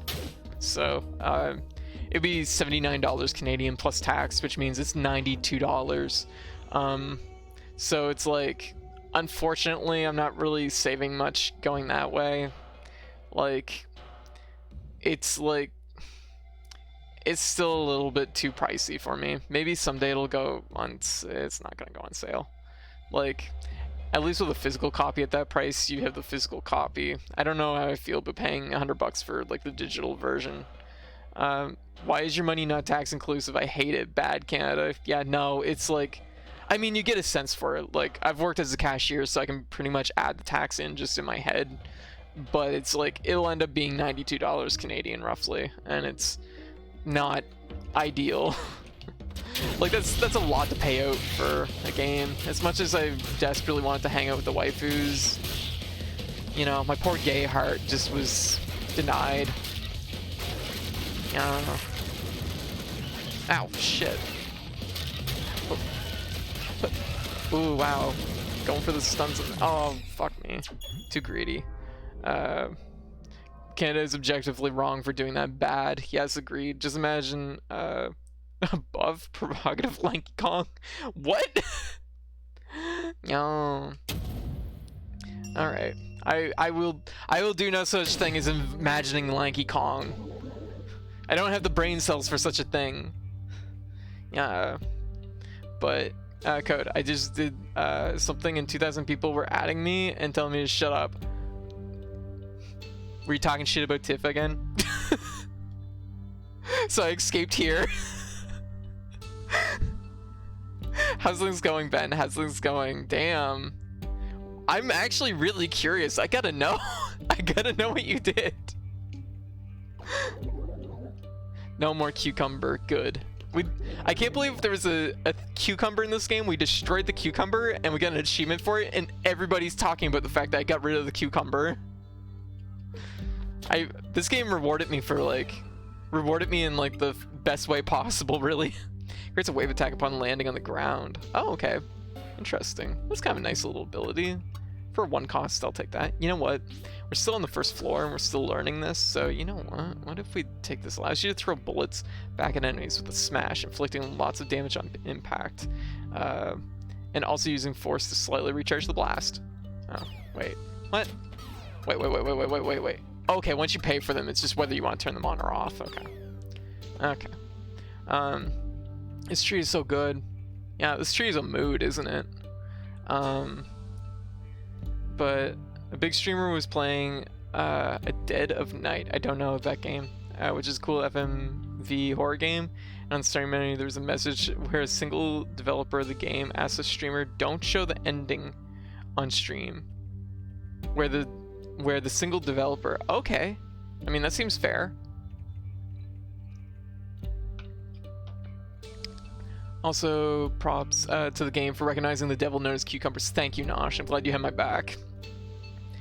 Hashtag fuck cucumbers. Well, I mean, like, maybe I'll think on that one. We'll workshop that hashtag a little bit, okay? Okay. I went in there and asked the streamer what did they think about not showing the ending. Okay, interesting.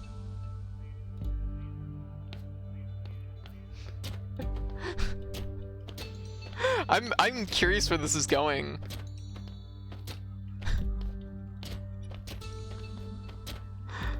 And the streamer was like, what the fuck? And I actually took time to consider this because they did not realize that. Or is that 2,000 people fucking emailed you or messaged you over this? This doesn't seem like a big deal. Oh. I wonder if I can fall in that. I can. Oh, it's not bad. Oh, it's just, this is like fucking Gatorade down here. This is very good. Yeah. I guess our 2,000 viewers hearing, the streamer was like, what the fuck, and actually took time to consider it because they didn't realize. So they were considering not streaming the ending of it. And, oh, 2,000 viewers hearing this start freaking out. Oh, that they weren't going to get to see the end. I'm not going to buy this stupid game, who cares? Oh. Ooh. Well, you are in the right, Ben. I'm telling you right now, like, that's just doing the streamer a favor. You're informing them of the developer's wishes. I think personally, okay, so this is like a little bit of like a case-by-case thing. They were adding me and who reads the terms of the fucking game.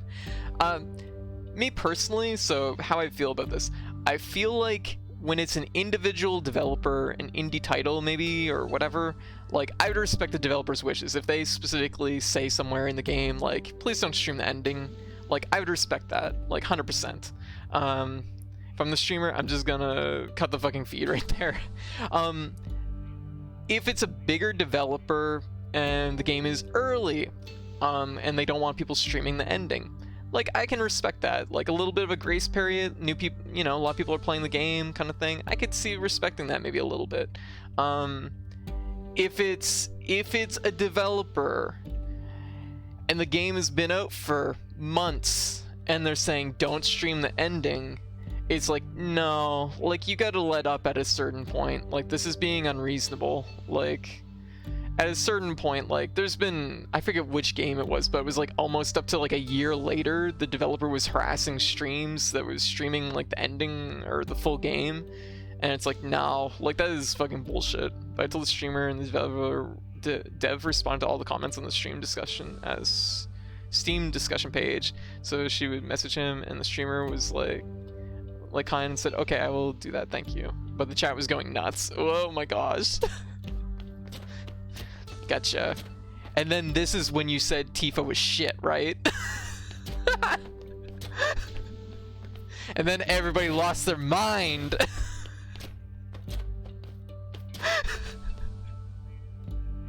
Help. Like, that's like, Ben, you've already, like, the Shark Tank is voracious at this point. Like, you might as well just go all in. Mic drop. Metaphorically, fuck Tifa. Worst waifu. Oh, damn. Ow. Jeez. This is where you just tapered it off. It's like, fuck Tifa. Mic drop. Yeah. Yeah, I do feel that people are up their own asses about spoilers, but the chat is actually whack. Yeah, I agree. I'm with you on that, Ben. What's wrong with Tifa? You can ask Ben on that one. I personally disagree strongly. I think Tifa's excellently, like, the way she's implemented in the game, she's super important to the plot of Final Fantasy VII. I think it was mostly just that what was the developer's intention behind Tifa, and it was, I guess, that Tifa is your, like, basically, you know, that was, I guess, the gist of it. It was what's the developer's intention behind Tifa, and I think roughly the argument boiled down to that Tifa was just sort of like a hot girlfriend that not going to Tifa, I learned my lesson. Hot girlfriend that, like, doesn't have any depth, and I disagree with that. She's literally, like, if not, like, the second most important character, the third most important character in the game. But, like, it's another that's a kettle of fish. She's a strong, independent woman, even though she lost to Yang from Ruby. Ow. I'm like, lost to Yang? Wait, what game? And then Ruby in Death Battle, okay. Damn. That's one of those instances where it's just times change, and how dare you call Tifa shit, she's strong. Yeah. I'm not like a diehard stan, gotcha. That's fair. Aw, thank you for the boost, Cooge.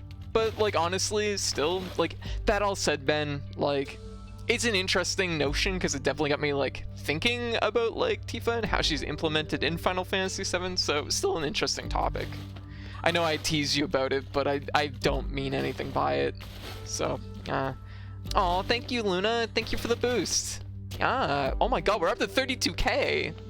Oh my goodness, we're doing really good. Let's fucking go. Let's tear through this first floor. Let's do this. Yeah, no worries, Ben. But anyways, I'm sorry that happened to you. I 100% agree with you. I'll just say that right here and right now. Like,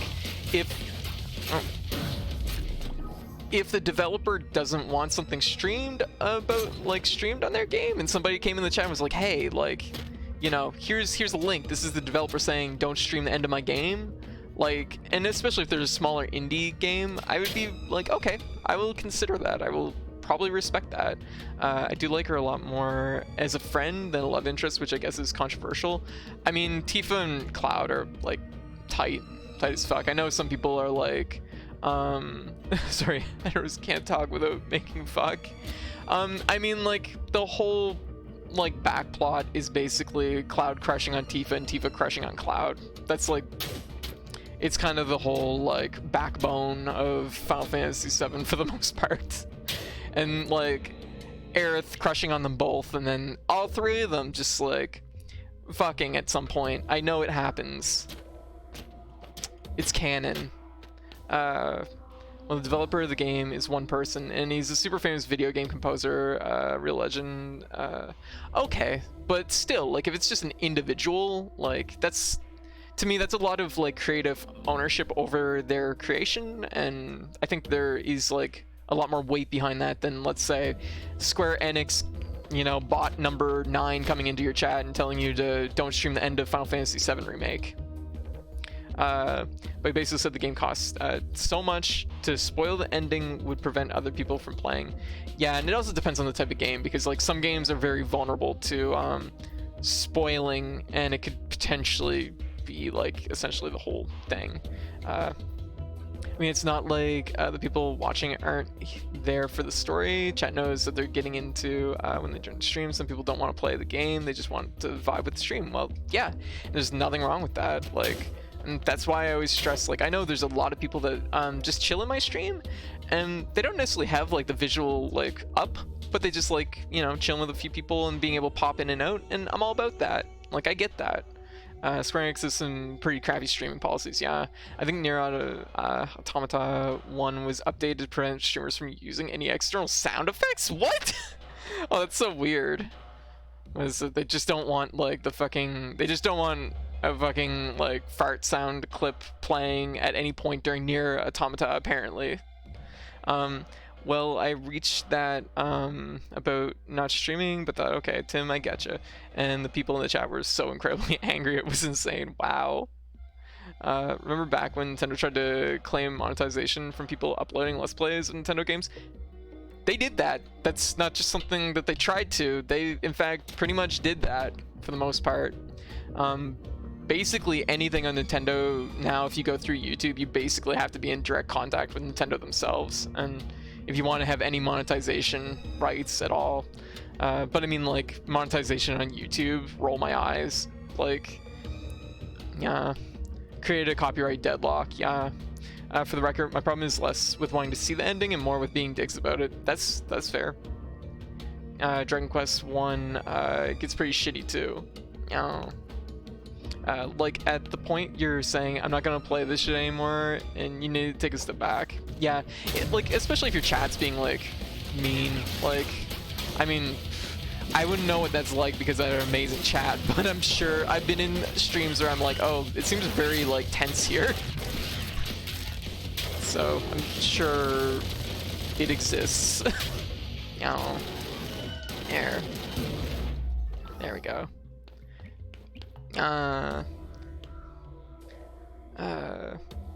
Like, at that point, you're saying, I'm not gonna,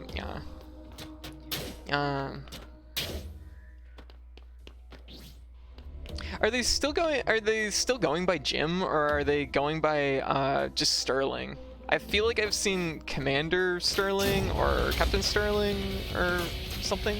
I'm not entirely sure. I haven't followed really closely what they're up to as far as things go, but, you know,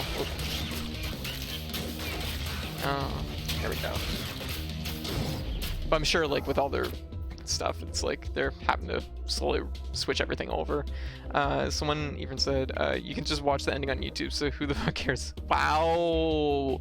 Damn, I would be fucking banning them so goddamn fast. And I just wrote, because it's easy to ignore someone who asks you politely to help him doesn't mean that person is an asshole. Exactly. Yeah, Chad did not like that one bit. Wow. Yeah, it's definitely sounds like you gave a boot to the fucking hornet's nest, but you know what? That hornet's nest was full of assholes, apparently, so... yeah, reading Automata terms of use now. Do not add music or voice data other than really materials. However, you may place your own speaking voice over the materials. You can't add external sound effects. Wow. What a weird thing. I'm glad I streamed that relatively early before it was an issue, I guess. They're going by... Okay. Awesome. Thank you for checking up on that for me, Coach. Thank you. So that is when I escaped code. On the game character, is that... it's their hair, I think. It's their hair. Maybe it could be bag, but I think it's their hair. Some of the other names they... Okay, gotcha. Relate to the wrestling persona. That's fair. Yeah. Gosh, I need a wrestling persona. Yeah.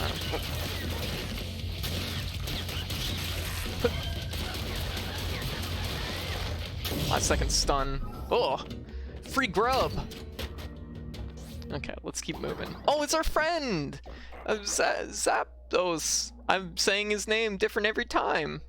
Not gonna lie, I tuned out of Sterling really hard for a bit, but I'm finding them kind of likable now that they're on HRT. They seem to be in a better place. Oh, gotcha.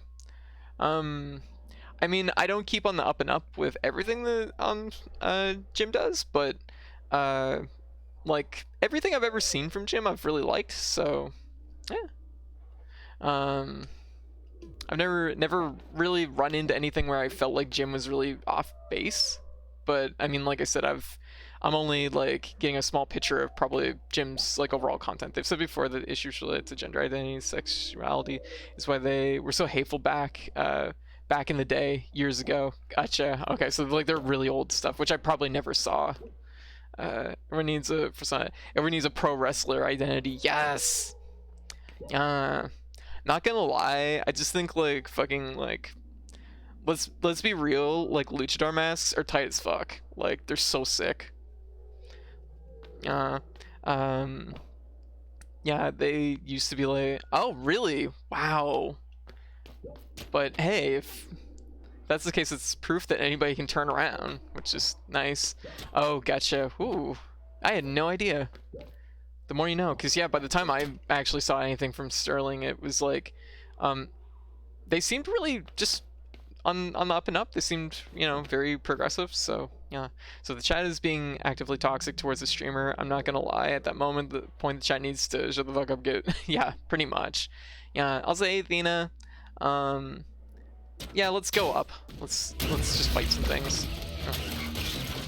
We gotta tear through this dungeon because I need to get to a second floor. I refuse to stop today until I get to the— ow, shit, the flies are electric. Until I get to the second floor. What? Okay, it's not a full reflect. It's a reflect of a single bullet. Whoops. Okay. Oh wait, I don't have the reflect. Never mind, I just read about it.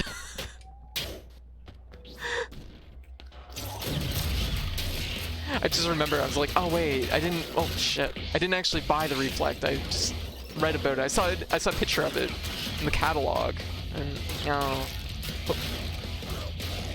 what? Oh, I haven't seen that item before. Can we pitch wrestler names? Go for it.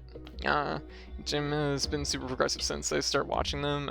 Some people don't like their angry yelling personality, but that's their niche. Yeah, and I think the thing is like whenever I've watched Sterling, it's like usually when that persona kind of comes out, like it's really meant to hit home the point. You know what I mean? Some things are worth— yeah, exactly, worth angrily yelling, because if you say them quietly, sometimes they get ignored. You know. There we go.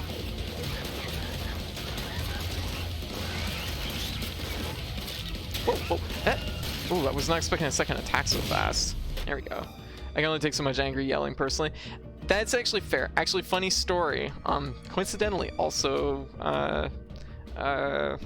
I mean, this is fucking forever ago, and this was like not necessarily something I was super keen on watching, but it was something that I did watch a fair amount of, which was I used to watch Archer a fair amount, and then I hit a point where I was just like, this show is entirely just angry yelling, and in that moment I just like I could not stand watching it anymore.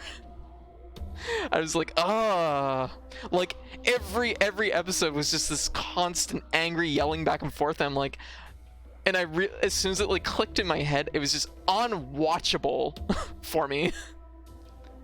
Like, I mean, yeah. Archer lost some of its early season writers like halfway through, so it lost a ton of steam. Gotcha. I see. I wouldn't remember, like it was so long ago at this point. I don't really remember my feelings towards it. It's like until you realize, ooh, like,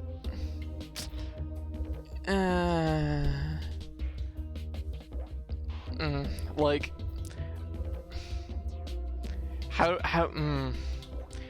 Yeah, that's like I think how to— yeah, let's not use that term healer. Yeah, like I don't think that's like comparable in the same capacity.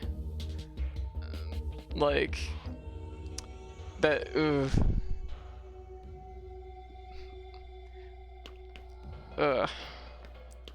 Like it's not— yeah, that's a no way compare. Yeah, that's like definitely a hard no. Like like it's not comparable. It's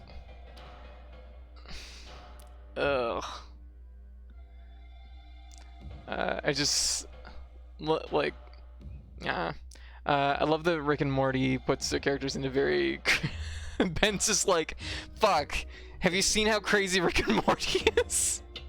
Rick and Morty has another whole fucking problem with it, which, I mean, a lot of people have already talked about, which is that Rick and Morty is like, it glorifies being a shithead, which I think like it's meant to be like kind of self-aware enough that you're supposed to recognize that what it's doing, but so many people don't recognize what it's doing, and that's like another whole problem.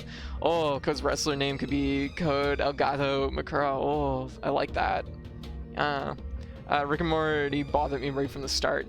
It's a very how to put it, like, it's a very angry, like, and the thing is, I will say I've watched a lot of Rick and Morty. I have, you know, I don't feel, there's definitely episodes I really don't like, but there's, you know, I have watched it. A lot of people say that Big Bang, because all the humor is like, nerds are like this, right?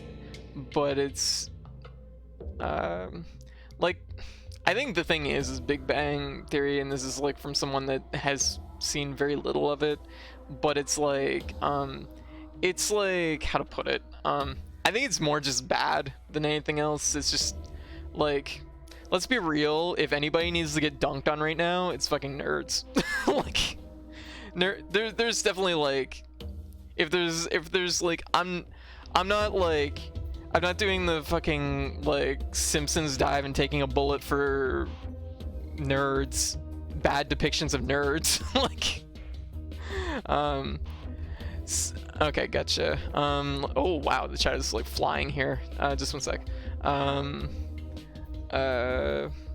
BoJack Horseman had some real good moments of self-awareness, where I've had a few people recommend BoJack Horseman to me. Oh shit, yeah, people are idolizing BoJack, but we need to make it far less subtle that BoJack is a horrible human being and type of role model. Let's make an arc about it. I see. Like, BoJack was such a clever, really well-made show. I've had a lot of people recommend BoJack, so I've never seen it though, because I both don't have access to like television for the most part, and I think it was on Netflix, but I didn't have Netflix, and I still don't have Netflix. Let me catch up here. Galacticon 2? No, not so familiar with that. Oh yeah, nerds should be oppressed. The rich dudes in the world, the richest dudes in the world of nerds. It's true. Yeah. Like, the thing is there was this time and space at one point where like all the fucking stuff from the 80s and 90s was basically like anything that involved like school age characters was basically, oh, the nerd's getting picked on, and someday he'll outsmart they'll outsmart the bully or whatever, and they'll get their just desserts, and you know, that's the whole like plot. And so like, I think culturally people are like, yeah, like, you know, people have like soaked in this like trope for so long that like, you know, it's like, oh, nerds, they've been, you know, having a hard time, they've been down on their luck. But you know what, honestly, given what nerds have done since the 90s, no, they need to fucking, yes, it is toxic white masculinity, and it also reinforces this idea that like the fucking world is supposed to like bend to them. Like, no, like, no, the world doesn't fucking owe you shit. Like, I think Big Bang stuff is not so bad. Anytime if a person is depicted in the same way, gotcha. It's like I said, I'm not so familiar with Big Bang Theory, but it's like, it's one of those things that it's like, it's very two-dimensional, right? At least from what I've gathered. So I mean, yeah, I've never really been truly shit for being a dork, but for being queer, yes, yeah, yes. A lot of people I know who watched R&M saw it. It is dark humor. Yeah, like, yeah, the asshole never gets comeuppance, but neither do the real world assholes get a laugh. Or like, how to put it, like, Rick isn't supposed to be like kind of a redeemable character, really, and he's treated like he's kind of injected this like idea that you can fucking, as long as you're right, you can be a jerk, and that's been injected into like you know, society as of late through Rick and Morty. I think the show, like, as long as you have fucking, you know, you can put some brain cells towards it, probably, like, it's mostly fine. There's a few episodes that definitely, like, I feel blah about, and there's definitely a few that just feel dialed in a weird way that doesn't seem to have any kind of real oomph behind it, or like real meaning behind it, I guess, or anything. But well, House did that way before Rick and Morty. True. I'm not so familiar with House, so yeah. I was like, hey, Captain Skylink, how you doing? I don't think I have enough smartness to really know what's going on here, but I hope y'all have a good night and such. Aw, well, thank you for swinging by, Skylink. Yeah. We're talking about TV shows right now, which is yeah, an interesting kind of topic. That's supposed to be the thing. He's supposed to be human garbage, yet people idolize him despite that. Exactly. And the problem is that these characters are super smart, so their jerk trope has become idolized by people who want to justify their own shittiness. Exactly. That's a great way to put it, Floppable, and really kind of sums it up. Yeah, see, I never watched House, so I'm not so familiar with it. I just know that it was like mean doctor show, mean doctor detective question mark show. Like, I don't know anything really about it. House, I hate it, but it's because of actually work. Oh, okay, gotcha. Small question. Feels bad character emotes are not banned by moderation, but yes. I haven't got around to banning them all. I'm gonna probably ban Feels Bad Man too, probably. But yeah, people who want to idolize characters like Rick miss entire point. Yes, exactly, Skylink. And it's like, that's like, yeah, like, miss entire point. I don't know what either of those are. No. It's the Pepe emotes. I'm like, these need to go. These need to go. The only valid frog is, yeah, that's a pretty good frog. Yeah. Yeah, like, yeah. Submit to the frog.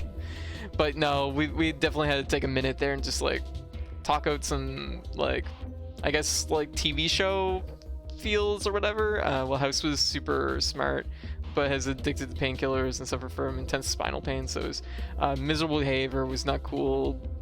It was because he was suffering, but everybody thought it was because he was cool. Yeah. I think BoJack Horseman does the best job with jerk face lead character thing, just because it explicitly goes out of its way to punish BoJack as a character. Like, he's constantly called out on it, and he makes himself more miserable. Gotcha. Like, you see the cause and like the setup of it, and I think that's kind of like probably makes sense. This was referred to Sherlock Holmes, who was also a huge jerk. Hey, half a cat, welcome to the chat. I like how that kind of rhymed. You see the documentary? I did see the documentary. Like, I get it, like the idea that like the notion of kind of reclaiming Pepe is a thing, but it still feels a little bit too much like people that like it still feels how to put it, like too like still too present, you know what I mean? Like, Sherlock Holmes was also high on various drugs like 90% of the time. Damn, solving mysteries. I think the frog's a lost cause. I just love the episode of BoJack where he calls improv classes worse than Scientology. Oh my god. You see the direct effect of his shittiness. Gotcha. I'll have to like give BoJack Horseman a shot sometime if I have the like ability to. What's wrong with this frog is fine. We're more or less just talking about Pepe because he was kind of adopted by the alt-right, and I still feel like he hasn't like kind of been separated enough from the alt-right. It's still kind of a commonplace use of the alt-right. So if you want a meme frog, try the one from Final Fantasy VII. That's a good frog. Yeah. So it's one of those things that's kind of like I kind of want to cycle, get that like emote out. Yeah. So it's like, like, and that's the thing. That's like the heartbreaker of it. I don't like. It was just like it was a cartoonist like character, and they just kind of stole it from them, and that sucks. Like it sucks a lot, but it's one of those things that it's also like because of like just the bad vibes of it. It's like it's hard to say. Like probably at some point things will be all right, but it still feels like it's present enough in the like sort of all right, like culture that it's just I don't know. I always feel a little bit weird when I see it pop up. I was gonna improv. I was in an improv class. They were making fun of that. That is across the street from the Scientology Celebrity Center. So I was laughing. Oh, gotcha. Things will be all right when it's yeah. So yeah, and see that's like kind of how I feel. Floppable, but also all their symbology stolen. Blame them for stealing it, and not us for feeling uncomfortable. Yes, and it's definitely their fault for stealing it. It's like the fucking like it's not Pepe itself. It's how people have taken it, used it for themselves. Exactly, that's problematic. Exactly, but it's one of those things. If I get like somebody in here that I don't know, and they're just dropping a whole bunch of Pepes, it's like definitely sus, you know what I mean? Like it definitely makes me feel uneasy, and the easiest solution in that sense is for me just to be like, no, we can just do without the Pepes. We have another quality frog emote that I don't feel weird about. So it's one of those things that kind of going through and doing that. I just haven't got around to like figuring out what the shortcut is for all of them. I mean personally I see all over the video game Discord way more than they yeah, and well, surprise, there's a lot of alt-right that are just fucking gamers that are everywheres, and it's like ugh. And it's usually the Handtime girl. Yeah, I was actually just talking about that yesterday. Sorry, I know I should be playing the game, but I'm just like the topic is like kind of focus like a laser right now, just enough that I'm like I gotta focus back. Norse runes, Iron Cross, like the one that killed me, and I noticed it right away, was as like they fucking stole the OK symbol. I was like, the OK symbol that you just do with your hands, they fucking stole that, and it's like, ugh, like that was a heartbreaker. Like every time I come into your stream I just no, it's not you, Ben. We're having a like engaging discussion here. So dang, I didn't know about Pepe. It's unfortunate because I always just think of Funny Frog 2012. Yeah, and like that's the thing, is a lot of people, and that's why Pepe is like so prevalent, because there's like a lot of people that don't know, and they don't know about its like, you know, link. Yeah, so yeah, the OK thing was nuts. Like it's really gross because like they turned it into like this sort of dog whistle of, you know, if you're an alt-right person, like you give the fucking OK symbol, and it's like, ugh, that's gross. Because I used to use that all the time when I TO'd, and that was before, fortunately, things got really like gamergatey and alt-right. But like when I TO'd tournaments, like it's like, you know, you want to tell somebody everything's a-okay, you just like, you know, do that, and you know, even non-fascist ones use, so it bothers me a bit, even if the Norse runes have been, yeah. Oh my god, speaking of this, I died earlier today. Actually, I might have a clip. Actually, I probably shouldn't, because okay, so I was on Twitter, and fuck, do I post this on the fucking stream? Let me see here. So I was on Twitter and I noticed a retweet from my English teacher in high school. And I was like, oh, I wonder what this retweet is about. Like, I'm gonna just like put it up here. And I was like, this is from my fucking English teacher. Retweet from my English teacher. This isn't my English teacher, but the retweet I put off screen just so, you know, give them some privacy. And I was like, holy shit, my fucking English teacher was going in. I was like, damn. Like my English teacher was fucking. He was a good teacher. Yeah, I know, right? Basically the idea is that during World War II, Nazis went underground, and the trick is you blow it up. This was from my fucking English teacher though, which was like especially just like I was like, damn, I always knew you were good. But basically just like the idea is that like, oh, if you drive Nazis away from things, they'll go underground, and it's like, yeah, no, World War II, we figured that out. God. Like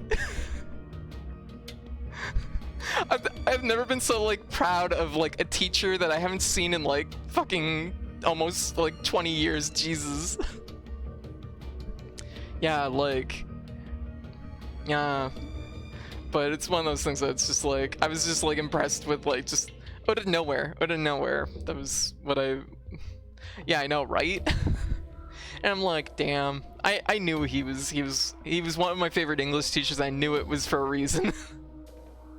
Yeah, he's seriously really good though. Like I follow him on Twitter because he's just legitimately interesting to listen to. It was like oh my goodness. I mean, America in general is very chill about Nazi stuff, and that's the thing.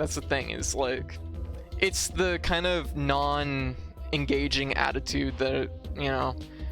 I mean, I won't just say America because I think that's like too narrow, because a lot of countries have this problem because they don't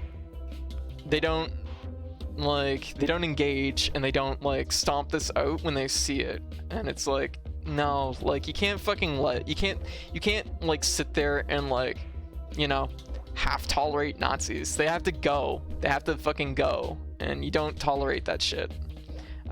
Actually, runes becoming off limits. Inherent magical letters are so my aesthetic. Oh,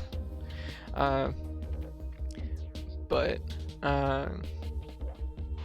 yeah, especially when it comes to fascism. Exactly. And the thing is that's why I do sometimes on stream we talk about it, because it's like, it's fucking real and it's there. And like, anybody who's been online in the last, well, I mean, basically forever, but like, especially in the last handful of years, things have been very like heated up. Like, you can tell that like, damn, this is like, you know, Nazis are like kind of like fascism is like boiling up a little bit here. I mean, it's always been a problem, of course, but it's like, it feels especially heated recently.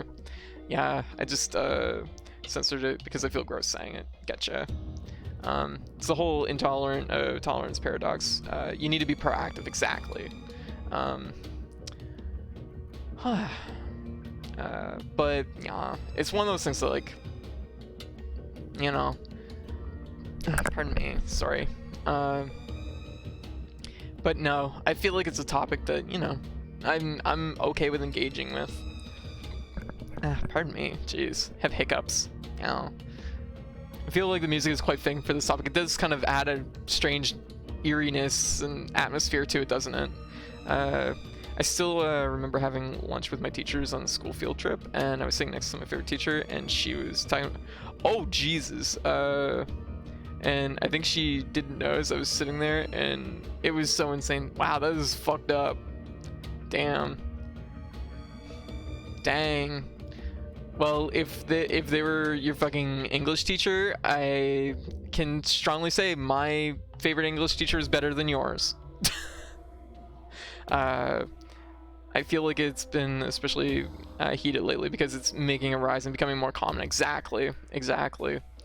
And I mean, like, I know people have seen the fucking meme of like the domino flick of like fucking like Gamergate, and just leads right up to the fucking storming the Capitol. And it's like, I don't think it's wrong, honestly. I really don't, because you see, like, I've seen people that like I've seen the through line of it.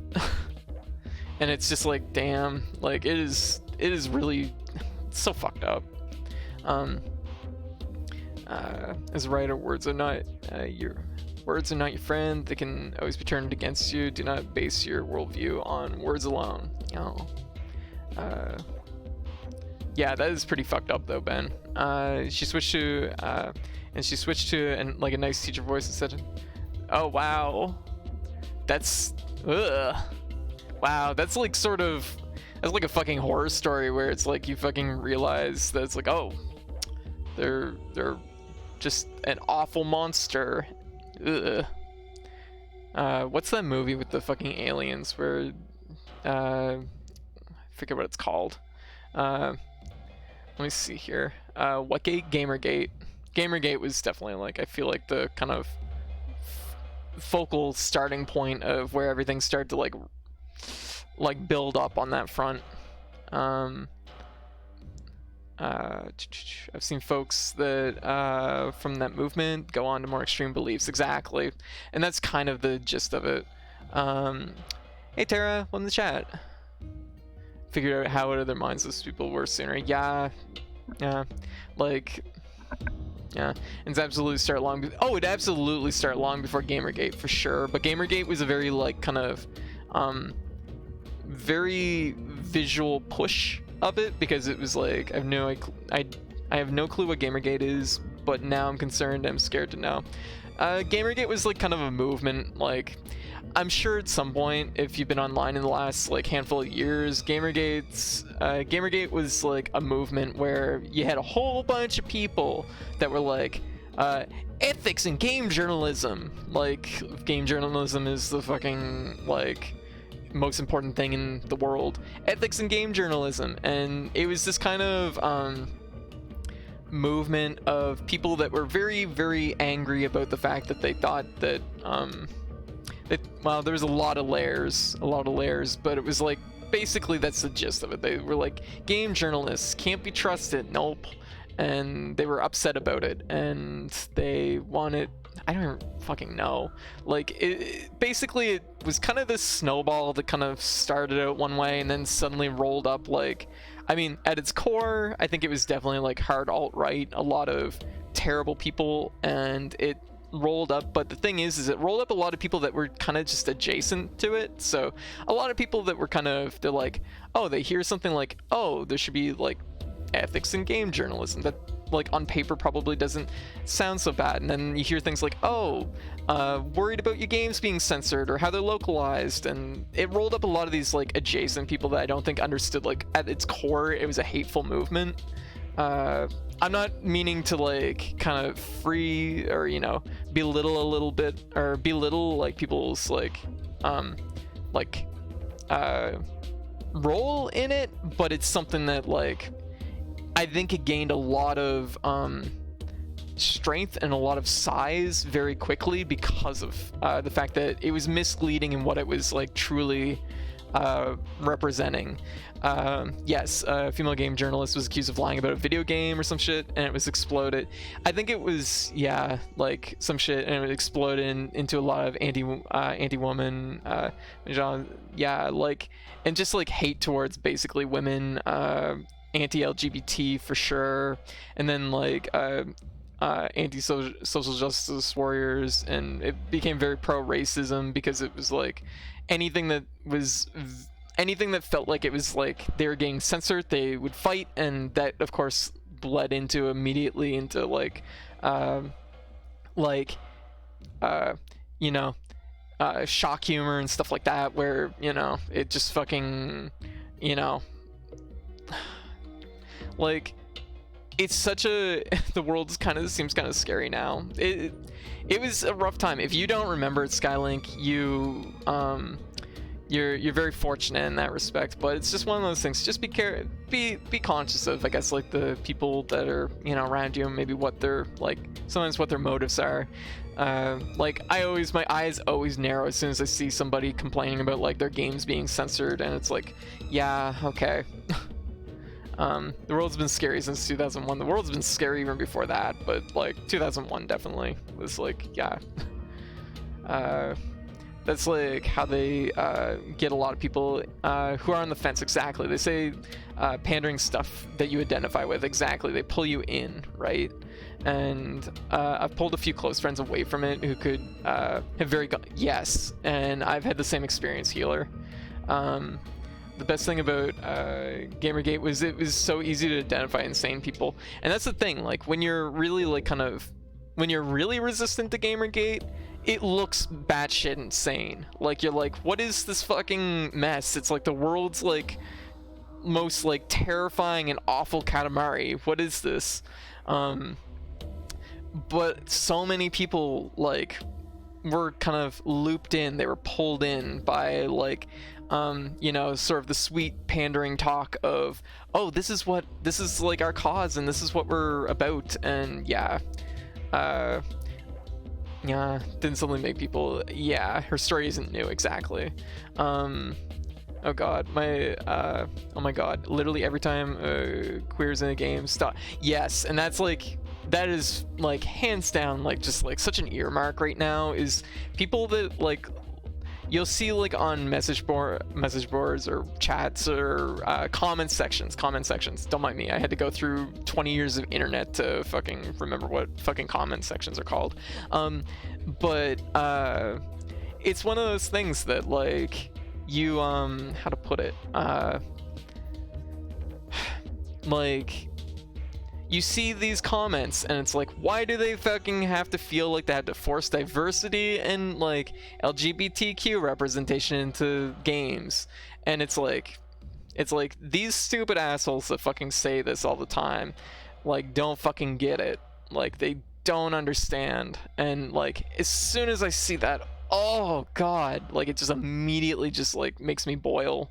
But it's yeah, and people that are like, oh, I don't like politics in games. It's like, oh, there's a trans character, and you hear people say, I don't like politics in games, and it's like, this is who I am. It's not technically politics. You make it politics, and you know, you try to deny me, you know, human rights via that. It's like it's not technically politics. Yeah. Let me catch up here.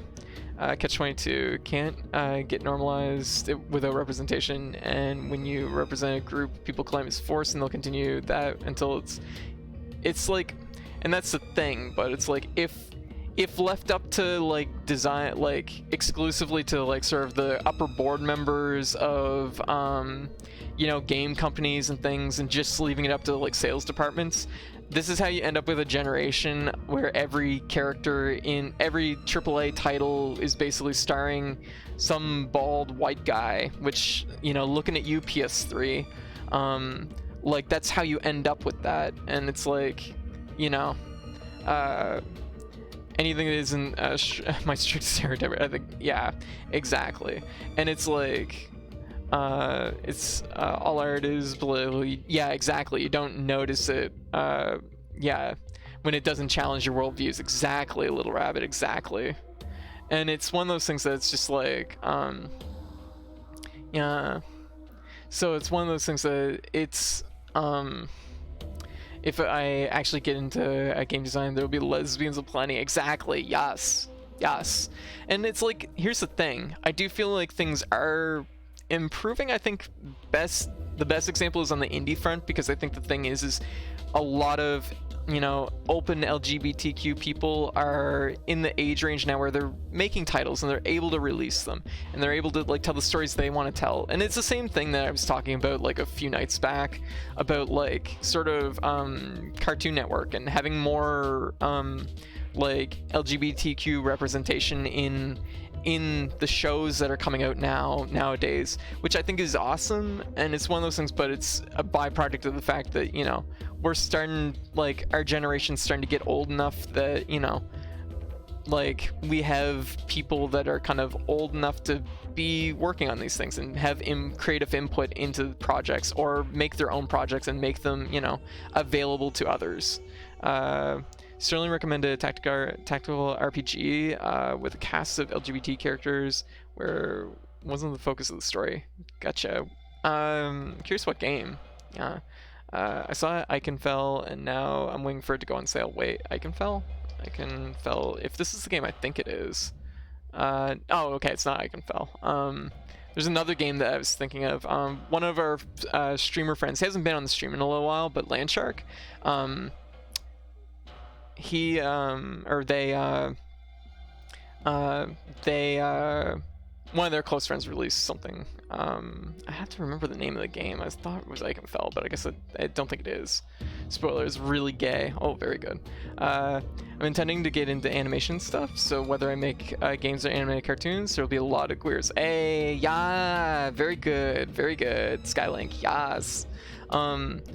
It's one of those things that like, and that's like our generation kind of coming into its own. We suddenly are moving up the chain of, you know, the industry chains to have like the control to be able to put our projects out, put our ideas out there, right? Which is great that it's finally happening. It's just sad that it didn't happen, you know, 20 years ago, right? But yeah, that's another whole kettle of fish why that didn't happen. The main character will be a lesbian. Yes, very good. If you find any coders looking for writer, designers, send them my way. Gotcha. Isn't this kind of what happened with The Last of Us 2? I mean, I've never played The Last of Us 2. I don't know much about it, admittedly. I know that there is like, is the main character a lesbian, I think? Question mark? Yeah. Aw, thank you for the boost, Starry. Thank you. Not familiar with the game, but I heard people screaming over the fact that Ellie was a lesbian. Oh, what? Like, that's good. That's awesome. But I mean, like, you get fucking people that like God, I saw just a thing the other day, and it was like a collection of comments from Steam of people upset when they couldn't play. It's a collection of comments on Steam of guys who were upset that they had to play a female character, a woman in a video game, and it was just like what the fuck? Like, come on. Wow, like, shaking my head. But what made Zombieland Saga hit so hard, and why I rave about it, is every chance I can is this. There's a trans character with a name that I always identify with, and there's an episode where she comes out and people just accept her, and oh, that's sweet. Who told you I was a lesbian? It's true, but gasp, there's so many Ellies. No.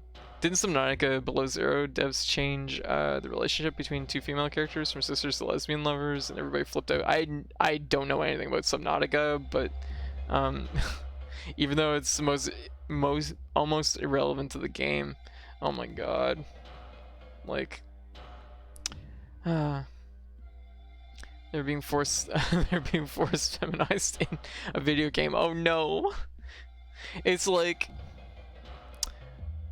I'm where's my fucking hands? I'm just like it's like, oh, does you know, I think it was, what game was it? Was it like Rust or something, where you can potentially spawn, you know, with a male or female body or whatever, and people complained about it, and it's just like, oh, you don't like that, huh? I wonder what that would feel like. Yeah. Huh. Wow. Huh. Like, it was definitely something that's like, wow, it's like really, how to put it, like, they get so upset, and it's just like, and they still don't understand the concept of like dysphoria or things like that. Yeah.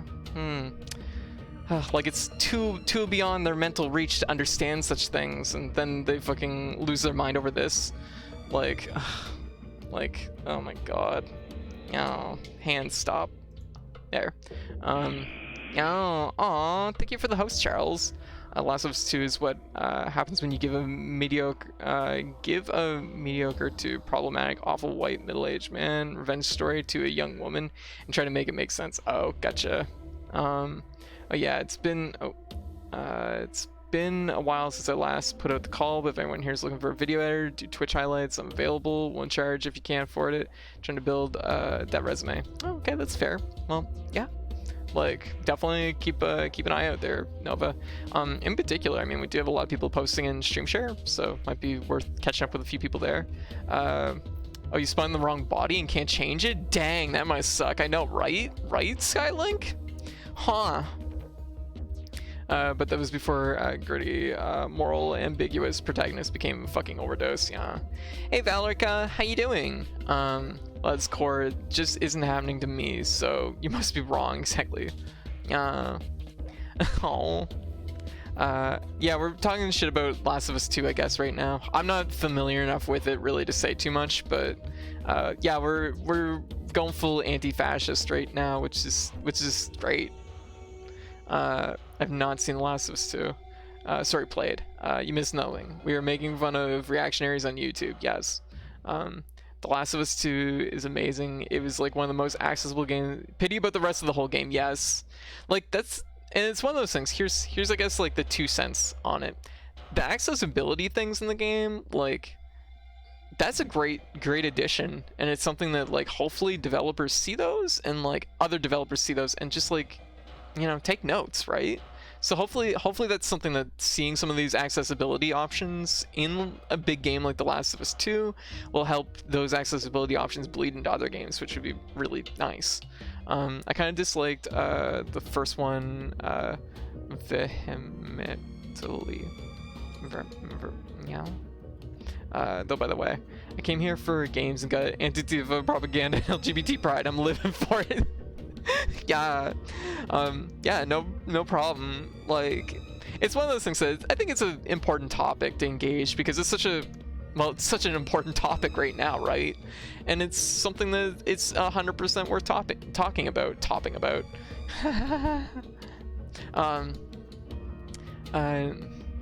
Yeah, I need you to bully me into stab myself with feminizing chemicals. What? Yeah. Let The Last of Us 1 also had a lot of problems with racism and completely ignoring of women's rights to... Oh, but at least the plot made some sort of sense. Okay, gotcha. Means extremely with a bit of fury. I recognize the word, I just can't pronounce it. Holy shit, who's... I have to suck to get those emotes, Cooge. Oh, thank you for the boost, Charles. Thank you. Oh, head pat. Yeah. Yeah, so we're just like chilling out right now for the time being. Yeah.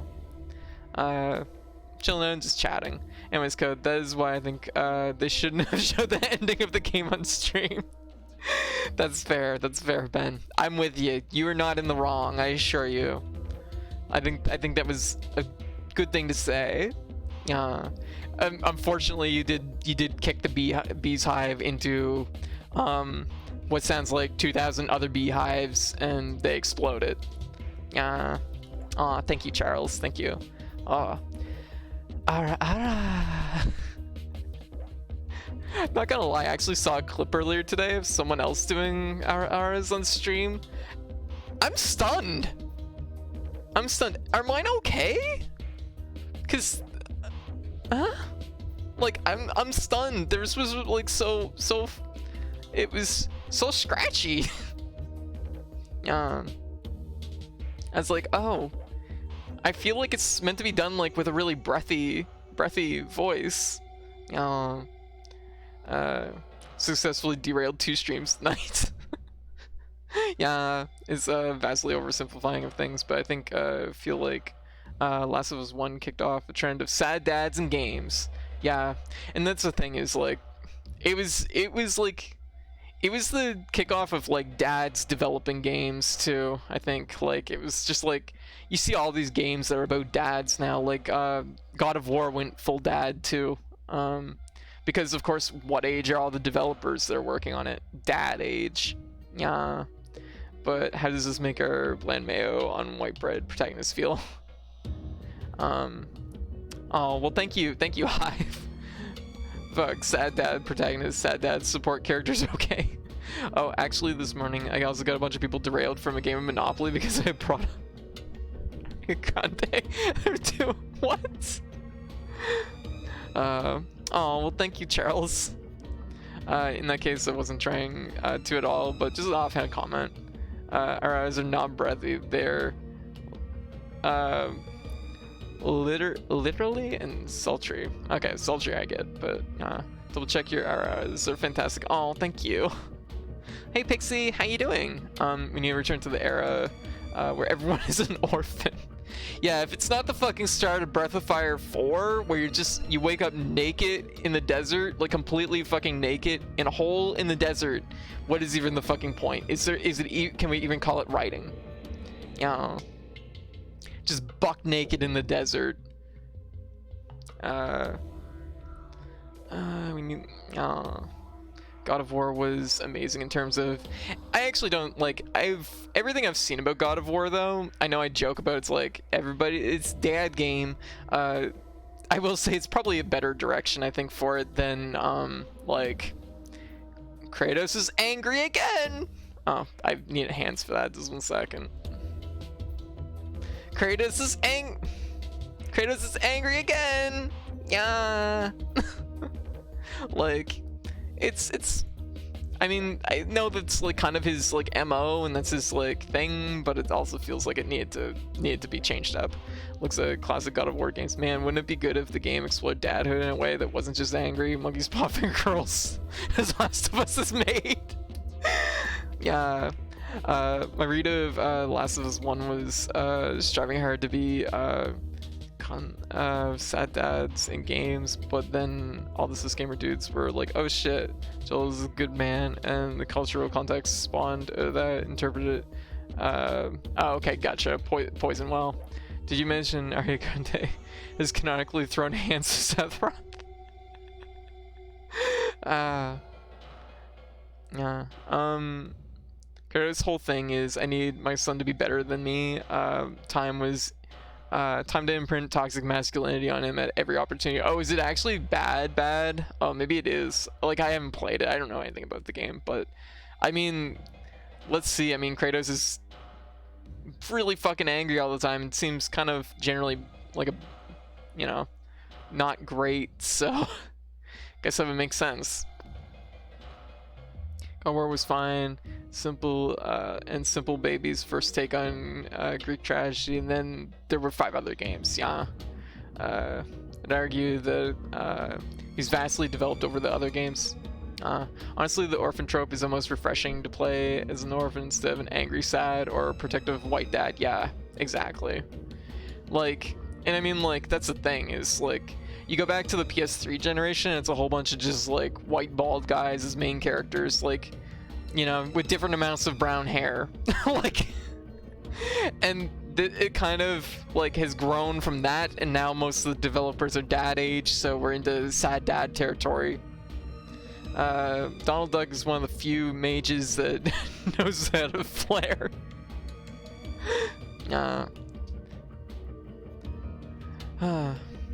Let's see. That post is a little off. That Donald Duck has never fought Sephiroth. Every Sephiroth fighting, yeah, is solo between Sora. Clash of such magnitude would end the world. Yeah. Pardon me. Barrett's a good dad. I agree with that. He's a sweetheart. So good. Yeah. Like, now I'm having flashbacks. I'm having flashbacks to Barrett in the beginning of Final Fantasy VII Remake, and he's such a sweetheart. Oh.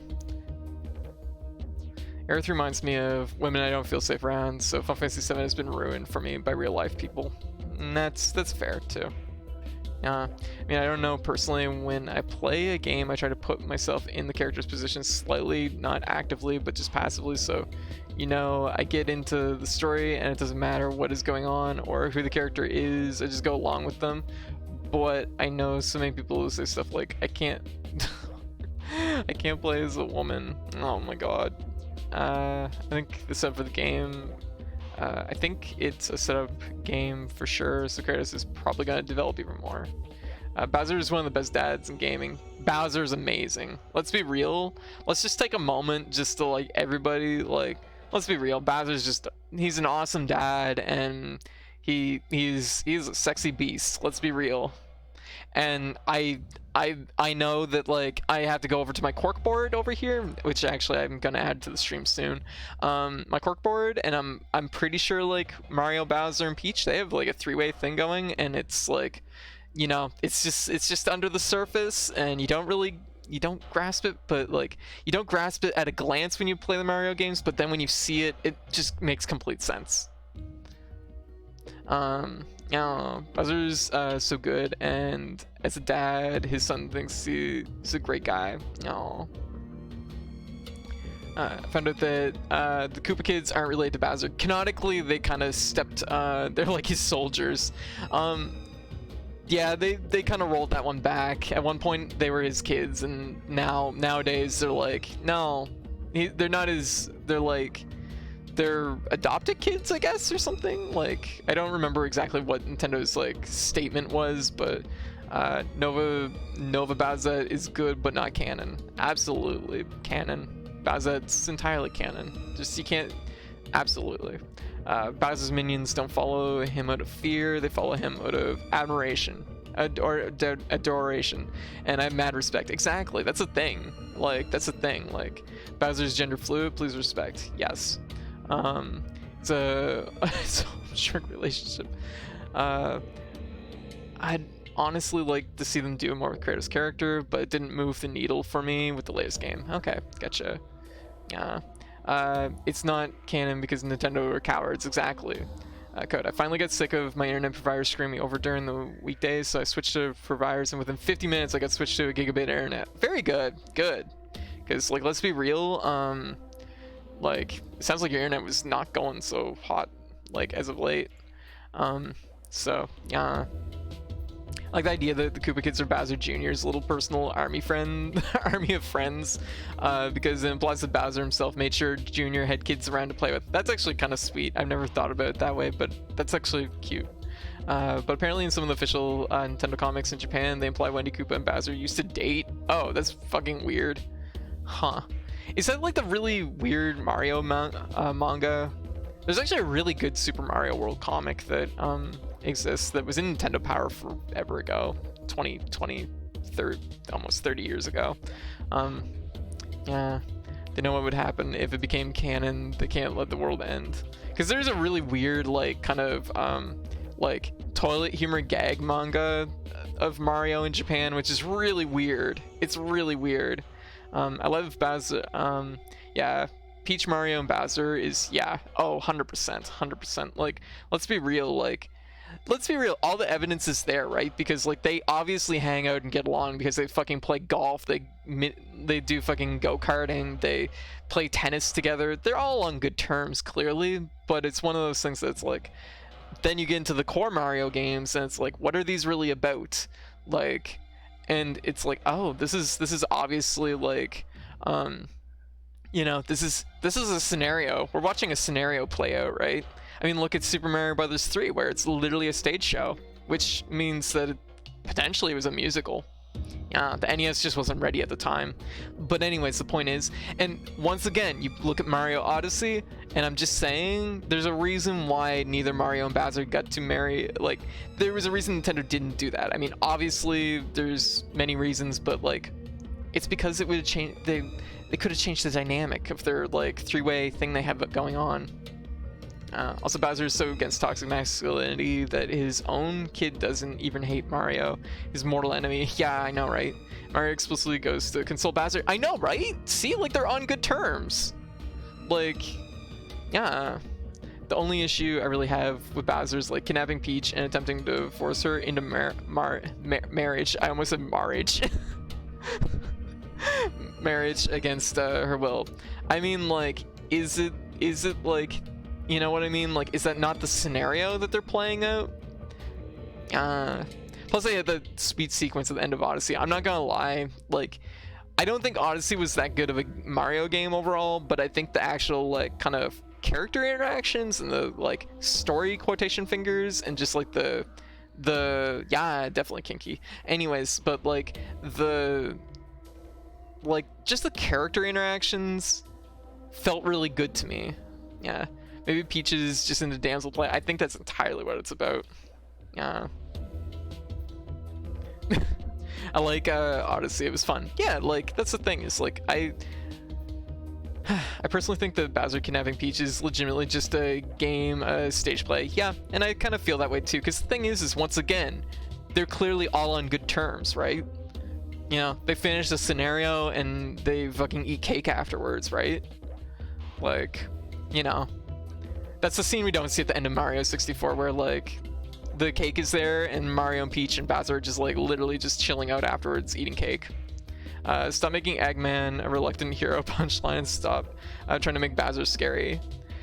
Yeah. Oh no, I've been kidnapped by a big burly monster. I do hope nothing bad happens. Yes, exactly.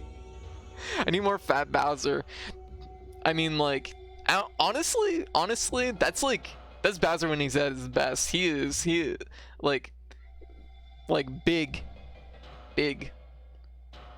Odyssey now runs at 100% 60 FPS on Yuzu emulators, so I keep recommending to people that never got a Switch. Okay.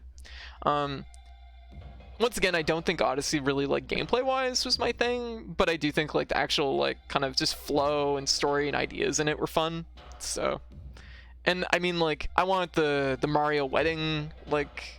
Mario, Peach, Bowser wedding thing, like, when they revealed that, I was like, oh, this is so cute. Like, let's be real, like, the amiibos for, like, Mario and Peach and Bowser, just super fucking cute. Also, like, Mario can wear the wedding dress in fucking Odyssey, like, good on Nintendo. Like, good on Nintendo on that one. Like, I'm about that. That was a good addition, and I'm pleased to see that in the game. But consider Muzzle Gut Bowser, like the thing. Okay, so here we've delved into Bowser and Wario kind of follow the same rules. I feel like even though they're big boys, like they're both strong as fuck. Like, you know, like they fucking tense up and they're fucking ripped, right? So like, they're good. It's just good. Let me see here. I do hope nothing bad happens to me at home. Address redacted exactly. Yeah, Peach just like sending a fucking letter to Bowser. Dad bod Bowser's so good, yes. Anything that happens in Mario 3 is not Mario canon. It's a stage play, but like the play itself is canon. Skylink that is so fucking cursed. Wait. Also in Mario Galaxy at the end, they all hang out at Peach's castle and party. All the minions too. Yeah, exactly. Yeah.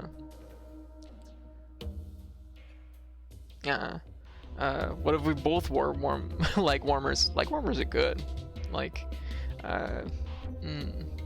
yeah. And Bowser and Luigi compliment him on it. Oh shit, we have an ear wiggle and all kinds of stuff. Shit. Yeah, I'm behind the curve. Yeah. But no. Here we are talking about our like Mario fan canon. I mean, it's not even fan canon, let's be real. It's like canon. Yeah. Yeah. Aw, and a head pad too. Very good. Anyways, way back in Mario Galaxy, it's implied that both later confirms Rosalina is Luigi and Peach's child. Yeah, there's an interesting thing about that. Like, there was a whole thing where people like, like a whole thing about like if you use like genetic like tip-offs, it's like, oh, it would make sense that it's Luigi and Peach's child. But like, you know, how much, like, really truly, like, how much do you think Nintendo was like dipping into that? But hey, maybe. Thigh highs or Pog? I fucking love thigh highs. I wear thigh highs literally every day. They're my favorite thing. And I've been wearing them for years at this point. It's great. Like literally, so I'm wearing a pair of jeans right now. There's so many goddamn holes in this pair of jeans that honestly, it's more thigh high than jeans at this point, but like it works. I know I took off my thighs earlier, but I put them back on because gosh, they feel so right. Yes, I know, right? Plus, like, I live in Canada, so like any warmth, any like kind of underlayer is really good. It helps for staying warm. Let me see. Let me see. Catch up with the chat here. We'll speedrunning, which Mitch Fowler Power gave this lecture about Mario 3 and what Nintendo considers canon and not. It was so interesting. Well, speedrunning 2, which is hilarious. I see. Back in the day, there was a Human Bowser Ask blog that was wholesome and fun and spawned an entire universe. Interesting. Straight up canon. Mario's in a throuple. Yeah. Oh, break your neck, use the word my presence again. What word? I'm curious. Daisy Pegs Luigi. Yes, agreed. I feel like that's entirely canon. The highs are great though, yes. Honestly, isn't there an entire Mario cast that secretly just bows at harem? Probably. Feels right. Who lives in the lost city of Atlantis. Don't believe her lies. No, I don't. Do you think a cat girl lives under the sea? I don't think so. No. Although if the sea level rises, I might live under the sea. That's not good. I live in a valley. It could fill up very easily. You just said it. What? Thruple? Oh, okay. Cooj wouldn't break my neck. I recommend Mongolian throat singing. Breaks all your necks. Keeds like the one that's like in love with Mongolian throat singing. I mean, it could still be Mario and Peach's child, given yes, exactly. You have like there's like dominant and like submissive genes or whatever, and it's like it's simply just how they're expressed, right? Once again, we're leading into our favorite topic.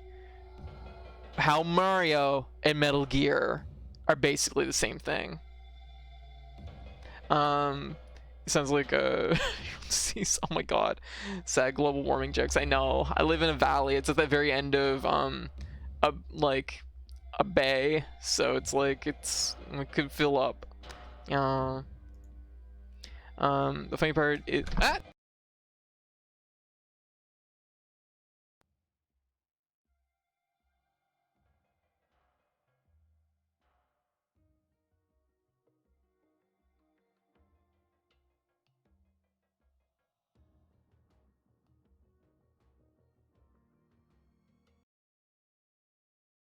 Yeah, okay.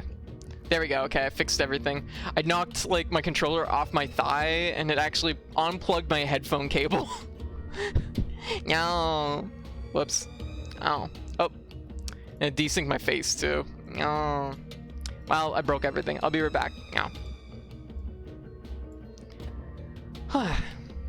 Everything, like, that's the thing with like this stuff. Like, if one thing like fails, everything fails. It's a shoestring operation, baby. It's really weird, honestly, because like VC Face needs like the audio input to like help lip sync, but like if you lose the audio input, it literally can't, like, it loses the ability to lip sync. So there we go. That should be better. That looks better. There we go. Fortunately, it only takes a second to fix, so it's not a big deal. Just, yeah. Yeah, there we go. Yeah. Yes. Yeah. Nothing wrong with that. Yes. My older brother bought property in some random high-altitude place near Canadian borders, so he would have a place to go when global warming destroys everything.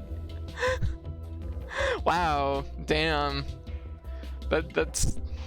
just some fucking, I'm just gonna buy a fucking house for, just in case, just yeah, well, that makes sense. yeah, just global warming. Code is honestly freaking adorable. I could give her head pads. I absolutely would. Oh, well, I appreciate it, Skylink.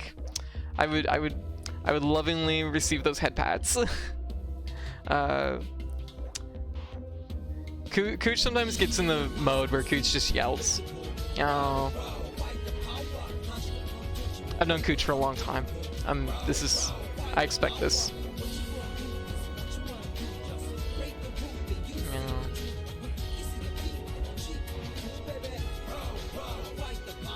Yeah. Code. I got curious about an issue we're having streaming. Oh, Time Spinner. Time Spinner apparently having an EX at the start of time is what messes it up. Renaming it fixes that for some people.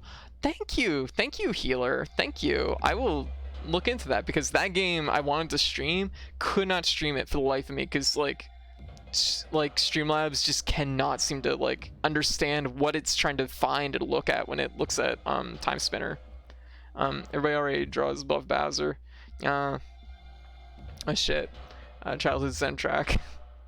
But always with like the gym rat look. Fat buff Bowsette. Yeah, I'm about it. Just fat Bowsette. Honestly, I'm about most interpretations of Bowsette because it's just like, yes. Like, I'm trying to remember which year Bowsette like kind of took off. Was it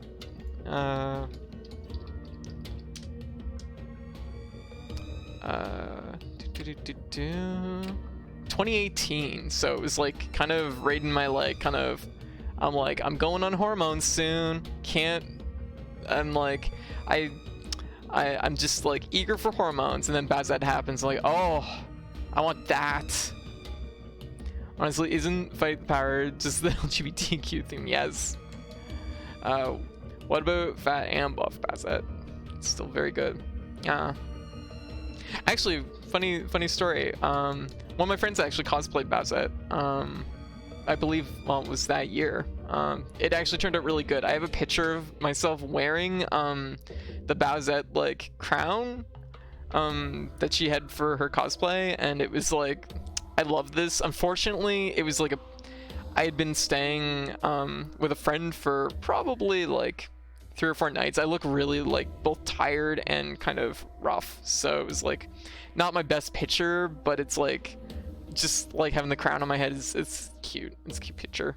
This is about me now. Is it about you, Cooch? let's like take it down a notch. Let's take it down a notch. It's always about you. Oh, I see. This is my stream now. Oh, it would be a shame if you got timed out. Oh, timed out from your own stream. Oh, God.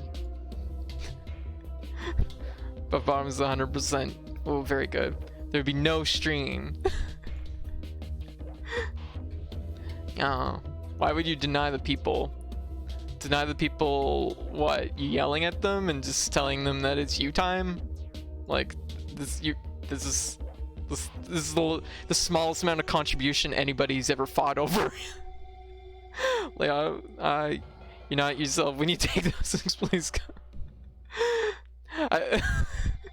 Lynn's just like, I don't know what we want, but give us what we want.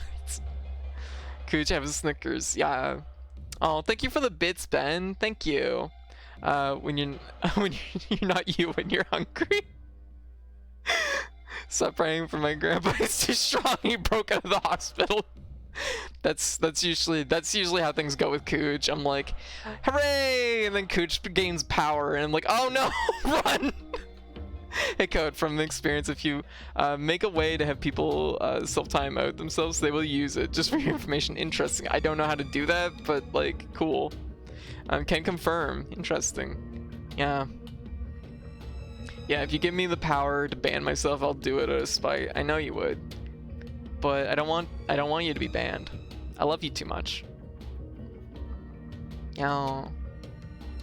Point redemption. Oh. Absolutely can confirm people do that a lot. Aww. I love you too.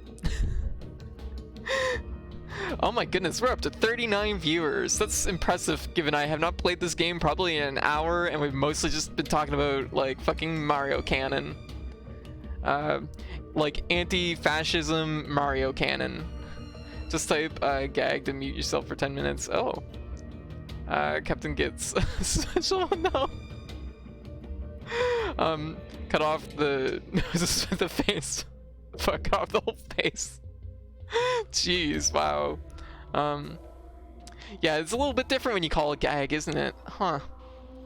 I feel like it's appealing to a different demographic in that instance. Help.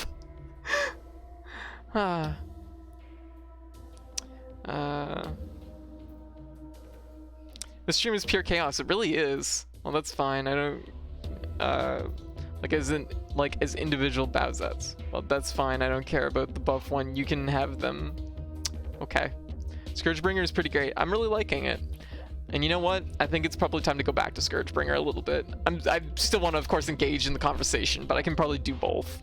Take those and set them on their way. Oh, what is the... You can have the fat one. There's nothing wrong with that, Cooch. Also, you can all give me a heads up if there's any sound issues from my disconnect there.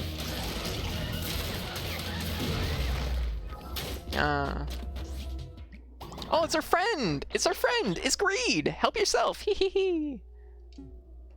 I don't want any of this. I also can't afford any of this. Greed! Lower your prices! But this is an animal education channel, anti-fascism, queer Bowsette appreciation. It basically is.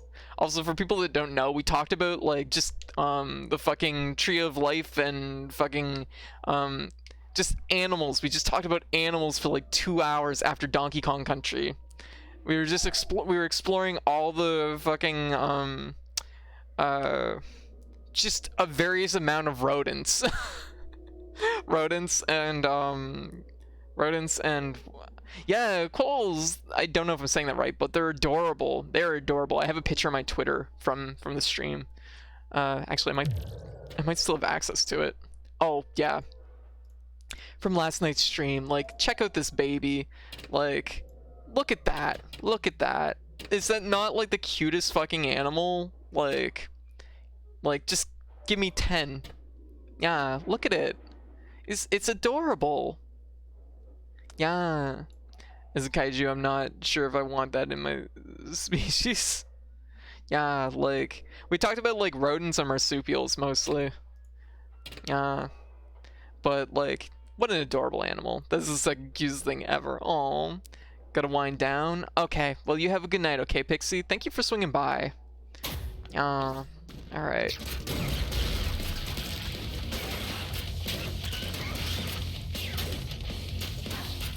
It's, oh.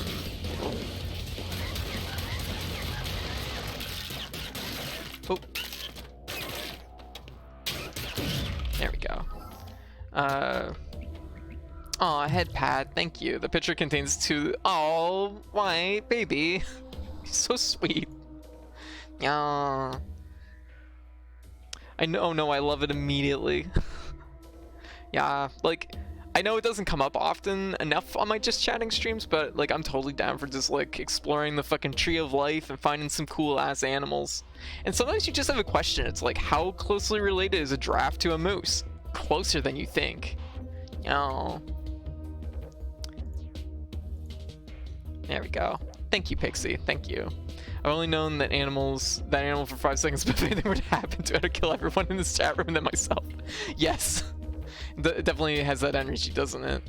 Wait, can you put the head pad on the coal? We're doing this. This is important. Sometimes you have to detour for good reasons. You know. Yeah.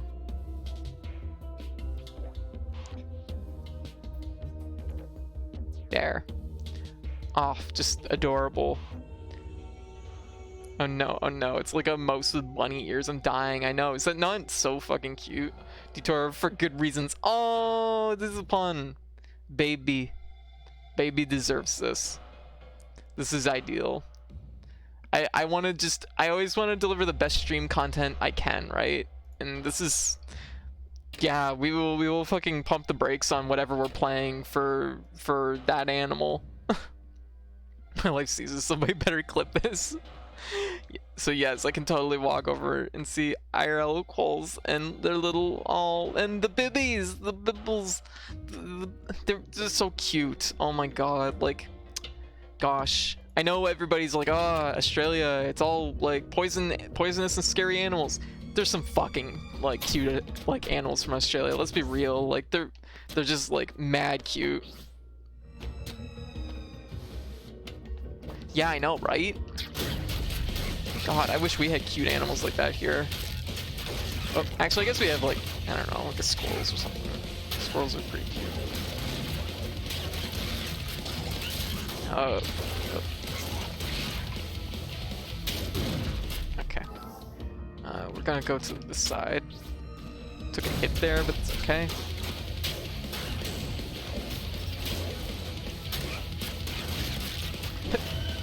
Get the stun. Do some damage. Nice. We have code in NA. We have cute animals. Oh, thank you, Ellie. Yeah. Why does this really have the cutest nieces, but also the more terrifying monsters? Yeah. But then you got to keep in mind they have cute ones like kangaroos. Kangaroos are pretty cute. Actually, Miriam Markles, an actor from Harry Potter movie, moved to Australia and turned private property into a quail sanctuary. Oh, that's really sweet. Australia also is. Yeah, those are the smiley ones that are like known as one of the world's happiest animals. We have raccoons and possums, and those are pretty cute. That's very true. That's very true. Also, up here we have porcupines, and I don't know what type of porcupine they are, but I will play porcupine sounds for you. Porcupine. We get a lot in like where we live in particular. For people that have not heard like how a porcupine sounds, I'm just gonna play this right quick, because they're little sweethearts is what they are. Is this one here? Is this gonna play it? The hiccups? Oh. I'm eating my ear this morning. Yeah, it's the hiccups. It's cute. No, that one's not gonna make the noises, I guess. Porcupine sounds. Is this it? It's gotta exist. No.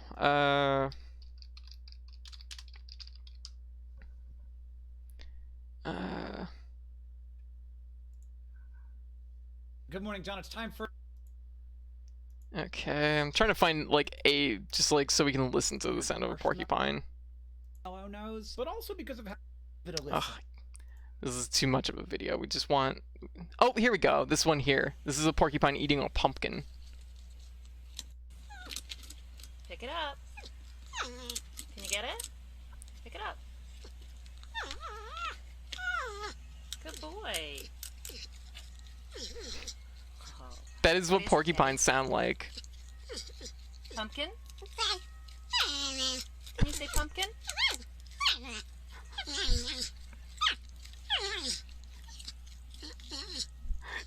Is that not the cutest thing? None of porcupine girls, I agree. Sounds like a fox. Foxes have like a little, they have like a chirpy sound too. Yeah. What is happening? We're listening to a porcupine. Like koalas straight up have death metal growls. I've heard that. It's actually kind of scary. Cause they don't look like something would have such a like intense growl. Porcupines are really sweet though. We get them a lot where I live. They're really, really cute. I'm going to die. Oh, sorry. Turn up our game sound again.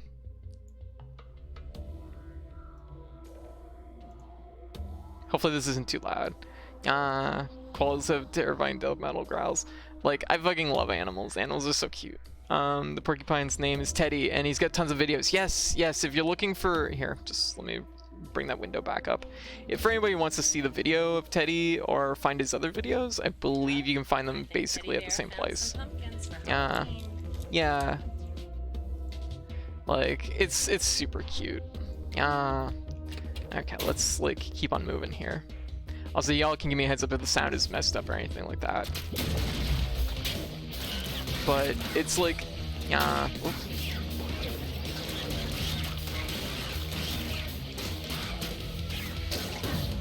There we go.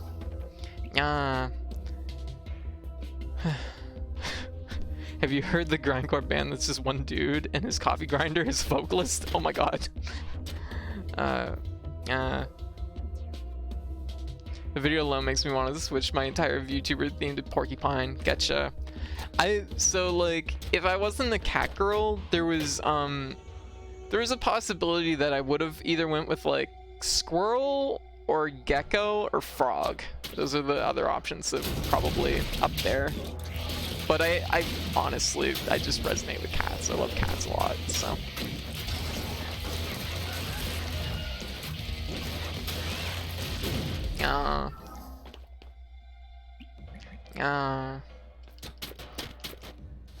If I had been a squirrel, I probably would massive tail. I did, yes. What about Tiger Girl? Tiger, so there's a thing about that. I'll get into that probably another time, but I will say that like Tiger was definitely really up there too. Squirrel Girl is a very good, yeah. I got hit with the feels. Aww. Take it easy if you need to, okay? Hive.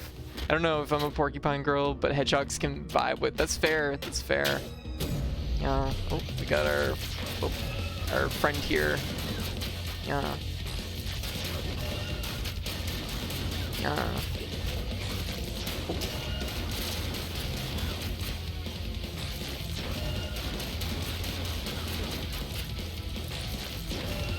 There we go. Done. And we got some stuff. Prevent lose. Oh, we got a shield and we got battery. Yeah. I'm a cat girl in my heart. Yeah, same. Tiger uppercut. I have no idea what kind of girl I am. Hey, that's fair. It takes time. Okay, what is my code assigned animal again? I don't know. I mean, you've kind of over the years kind of cycled through a few animals, but I remember distinctly a rat. I remember a possum. I'm trying to think of what other ones. Are you allowed to be a rodent girl if you're? Yes, absolutely, absolutely. Like, yeah, capybara. You could be a capybara, which is adorable. Like, capybaras are literally, actually, for people that don't know, capybaras, they will often put in with other animals because they're so calming, it relaxes other animals. Like, capybaras are, they're, like, so there's like a, it's not technically a zoo, quotation fingers, but there's a place that's near where I live, about an hour or two away, it's called an animal farm, and they have capybaras there, and they have them in a lot of different enclosures because they're literally like, they calm the other animals down, like, because they're just so chill, right? Capybaras are like the chillest animal in all of existence. They really are. I'm too attached to my, hey, nothing wrong with that. Like, everybody has like something, you know what I mean? Honey badger, yes, honey badger. Like I was saying, they give negative folks. I happen to know, I happened 5 times in my life, so I just like peacocks now. Gotcha. Yeah, they have like loose peacocks usually wandering around there. One's belly rubs. Aw. Hey, thank you for the boost, Claire. Thank you. Oh my god, we're up to 40k. Look at us. Like, seriously. Like, oh, hate that hit. Like, y'all are so good to me. Gosh. Ooh, I hit them. Nice double. Yeah. Ooh, we got more stuff. Increased blast. Extra rounds. And we got a shield. All the rewards. Let's see. If we want to warp, we can go here. But we could go up here and fight this boss again. We can try it at least. Yeah, that's interesting. So there's like a mid-boss and then like a full boss or an extra boss you can fight. Capybaras exude such powerful mom-friend energy. No other animal wants to harm them. It's true. I'm also really fond of bears. Bears are super cute. And look at them, they're so cute. Although there is like the sun bears, which are definitely a little wild, but you know. Thank you, Slays. Thank you for the boost. Yeah, thank you, Skylink. Thank you. How to describe my first idea? Folklore. I feel like you have, but you might have to like run it by me again. I've had bears get into my trash and throw everything everywhere too many times. I hate bears. Yeah, they get into things. We have them around here too. And they get into things. Like nowadays they even know how to use car doors, which is the thing. So you got to be careful about like leaving like fast food in your backseat kind of thing. Some bears are kind of wonderful. I kind of love them how like wild they are. Like it's just like what if a bear just had a tongue that was like 4 feet long? Some bears of the bear world. You don't hate them, you find them unbearable. Oh my god. How do you boost? I think it's under the channel points, but I'm not entirely sure. Alright, let's see what this is. Bodybuilder. Let's do this. Oh, took that hit. Cool.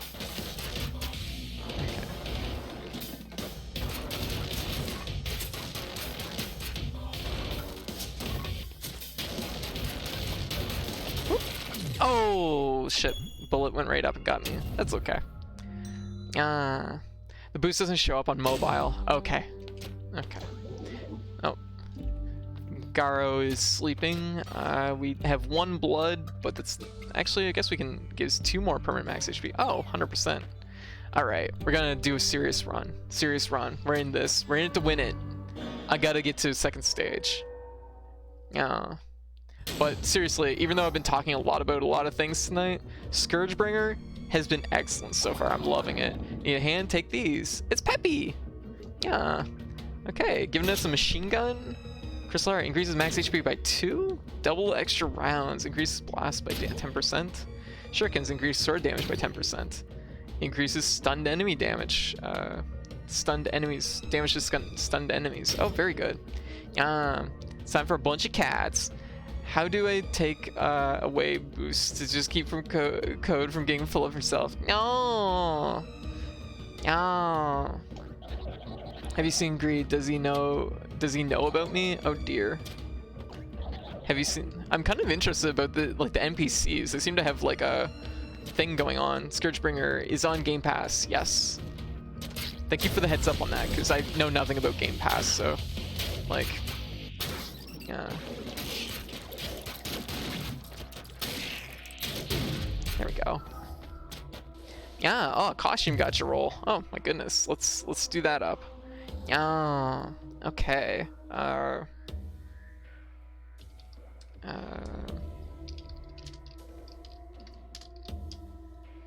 Okay, so we're going to,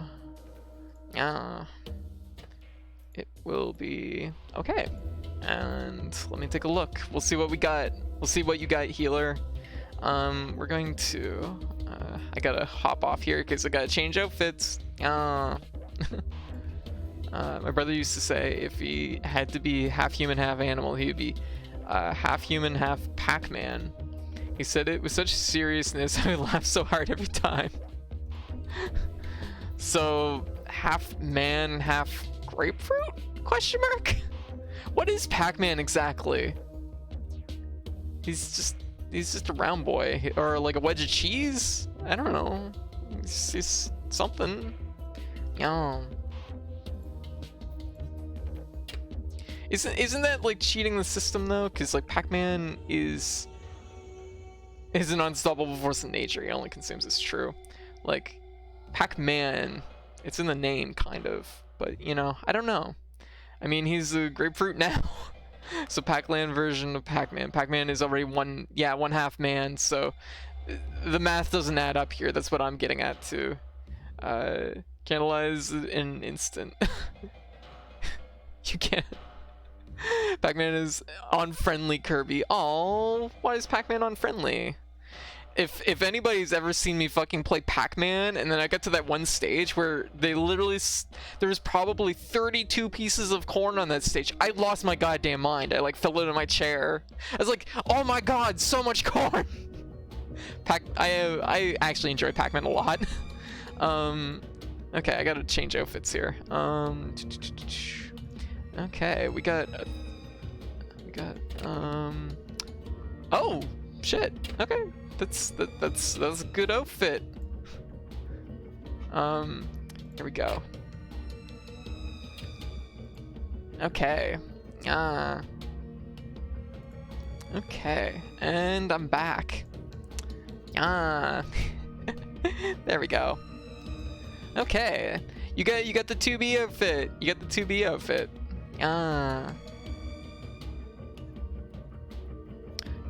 So thank you for the roll. Thank you for the roll. And before Bowsette code, actually that probably wouldn't be too hard to make, because for anyone that ever saw my Super Mario marathon, that is a costume that exists. Actually, let me see if I have the promo image from it. It's probably in one of these folders still. Because some people probably haven't seen that outfit. It's honestly one of White's most impressive outfits that I think she's like put together. There we go. It's really cute. Like seriously, that was a really fun stream. Yeah. Oh wow. Yeah, it was really cute. Yeah, that's actually slightly older model, slightly dated, but yeah. Jellyfish girl from Neo 2. Now? I know now what I must do. I must become a jellyfish girl. That's legit. Cub Beach is a guardian spirit. I'm trying to think jellyfish girl from Neo 2. The tall one that has the arch on her back? Question mark? Look up jellyfish guardian spirit. Okay.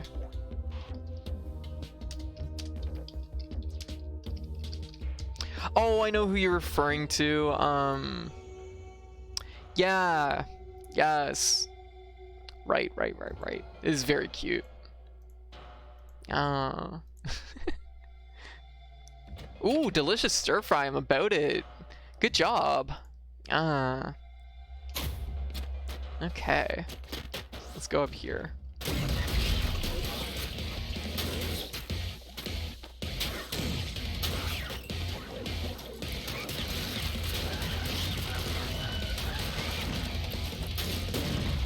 Nice. Chicken and mixed with vegetables in a ginger soy sauce. Very good. I would be over the moon. Oh.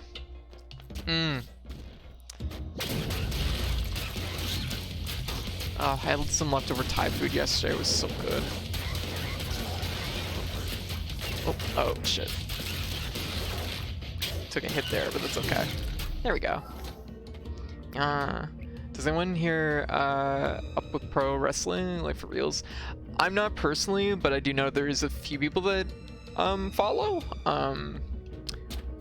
Although at least 2 of them haven't been around the stream so much lately, so yeah.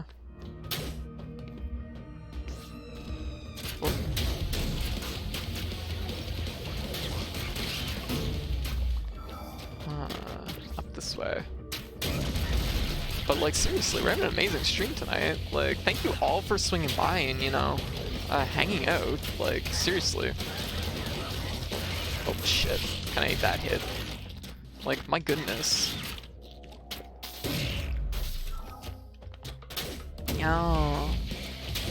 Oh, it's our friend. I don't know what to name this guy, but he's we hit him with a stick, knock him out whenever he shows up.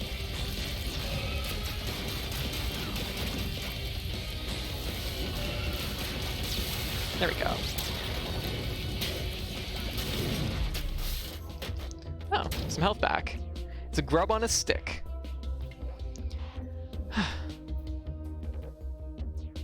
I'd like to know. I would like to know too if it's not too much effort on your part to share. What now? No. Yeah. Always love jellyfish. Does anyone here?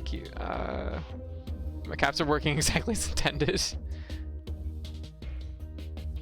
Hug is also redeemed for low contact. Display of affection is preferred. Yeah. Oscar is for.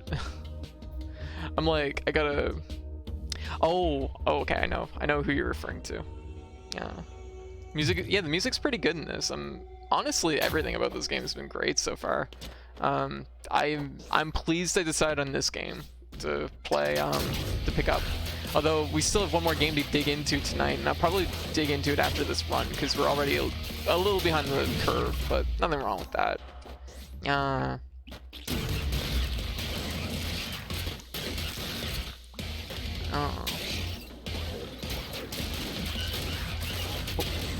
Oh, took a hit there. I'll take it. Another grub. Okay, making up for my mistakes.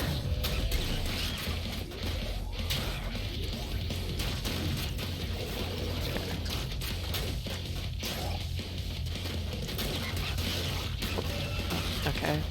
Got the knockout and kunai.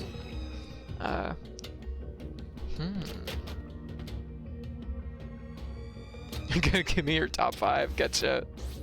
What the fuck is happening? The top 5. Ah.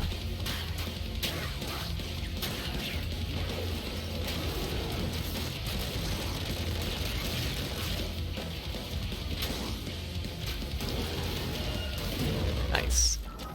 I'm definitely getting better at this, so that feels good.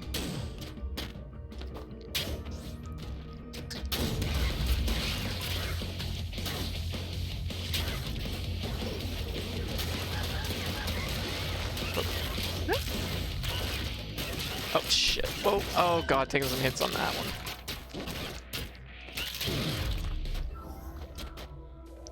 Yeah.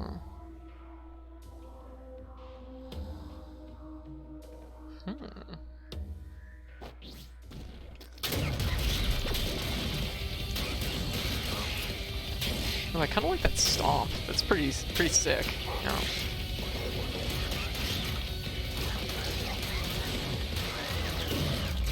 Ooh, another battery. I'm mostly just hitting things with the stick right now, so not necessarily the smartest way to play it, but yeah.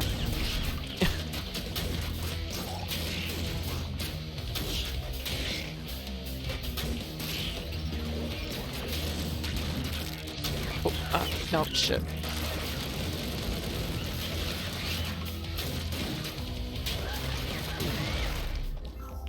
I'll take it. Keep on moving. Oh.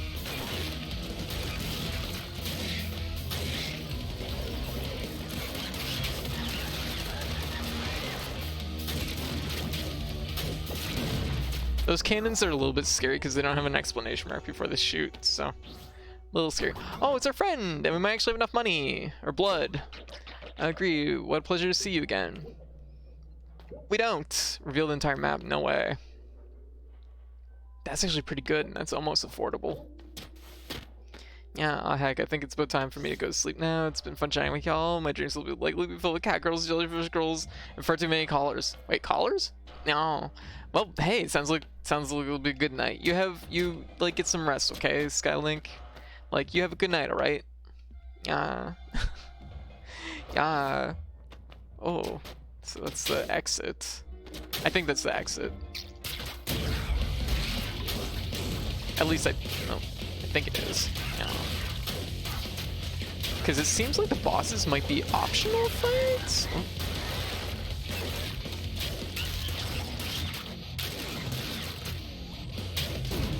There we go. Got a shield and we got more ammo. Yeah. Aw, thank you for the head pat. Yes.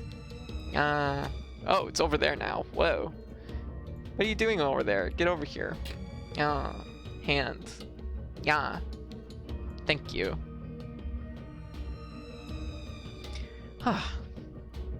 But yeah. Yeah. You gotta get some sleep too, Nova? Alright, you have a good night, alright? Thanks for swinging by. It was good seeing you. Your headbang, right? They'll be earlier. Wireless head pads, yes. Yeah. The future is now. Alright, so we're gonna try this boss again. I wanna win. I'm in it to win it, baby.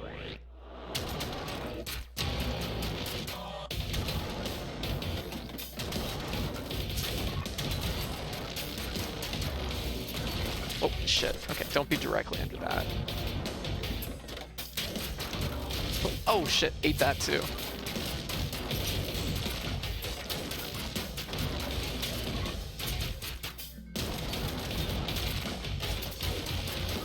Oh, shit. Okay. Oh, God. Okay.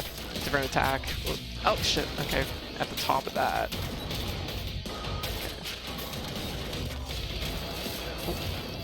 Oh god. Oh jeez.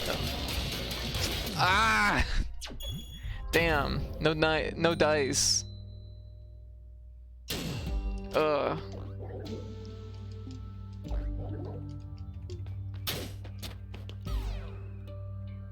No blood either. Okay, I'm gonna do one more run in this, and then we're gonna switch to our like other game that we have lined up. Judge Bodybuilder, or Judge Bodybuilder. So it's so Judge Dread. I think it's actually Bodybuilder, if I'm not mistaken. So is this a roguelike? Yes, it is a roguelike. Still trying to get a beat on the pacing of it, but I'm really liking it. There we go. Took that guy to the ground. I love it. Oh, it's our friend. Probably can't hit him. There. Oh. Oh. Oh.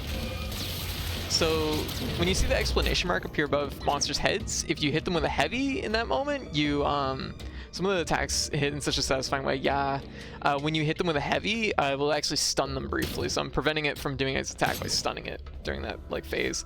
This game is, I'm super impressed by this game. It feels just amazing right out of the gate. And you know what? I know there's some confusion whether it's the same developer as Neurovoider, but this game is just like wonderful.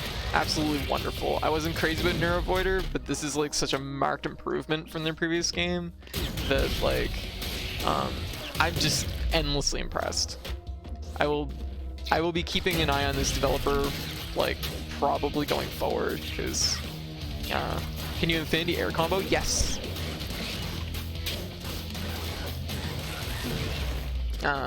Literally all your movement is like, as long as you do that, you can basically cancel.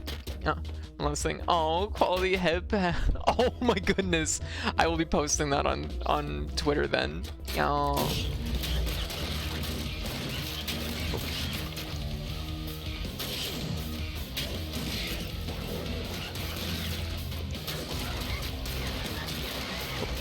Ooh, got the stun. Knock him into the floor, and we got a grub. Okay.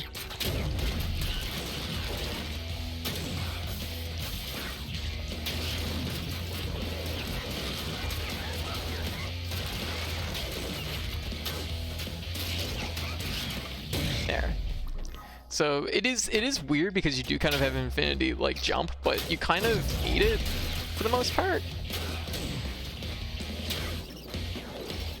Like the way the game's built, it's definitely built around it for sure.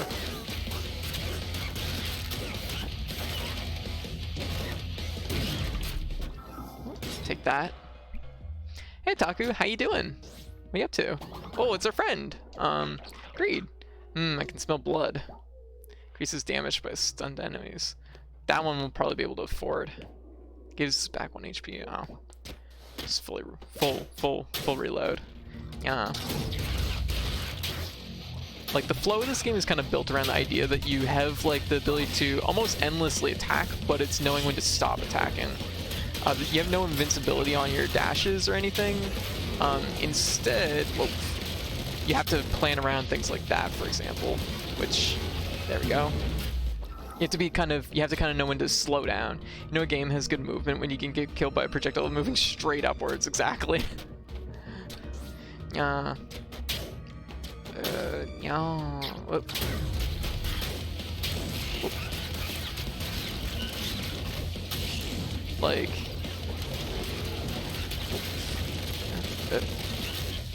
Whoa. There we go. Stun. Oh. Yeesh. Like you have to be really conscious, like just how you're approaching certain situations like that. Yeah. Oh, your money must be behind you. No? Money. Oh, yeah. Okay, the currency is probably behind my model. Yeah, I'm at about 300 right now. 300 and apparently 2 large orb things, which I don't know what currency that is.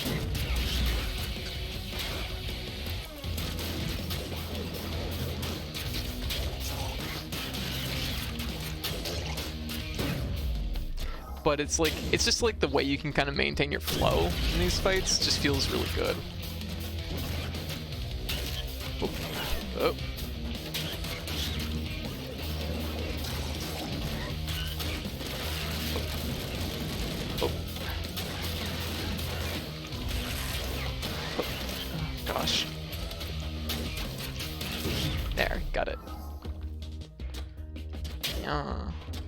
music does an excellent job of making things feel really intense. It does, doesn't it? Yeah.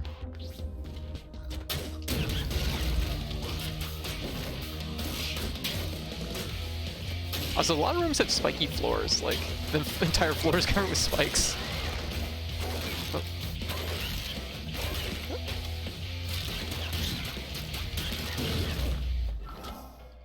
Okay, I'm doing pretty good for health. Okay, there's our boss room.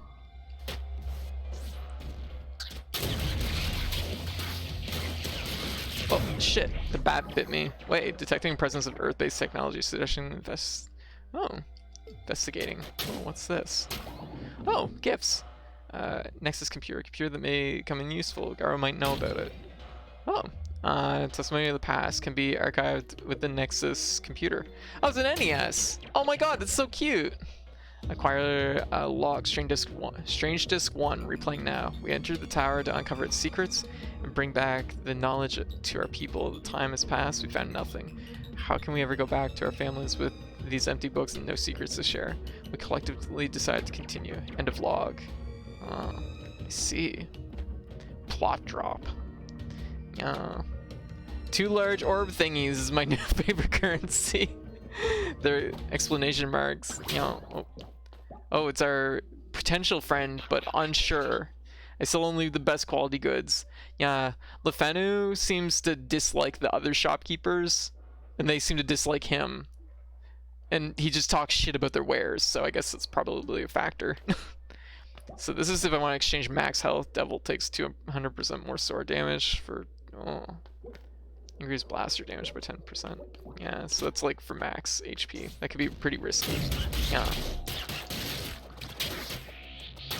Yeah.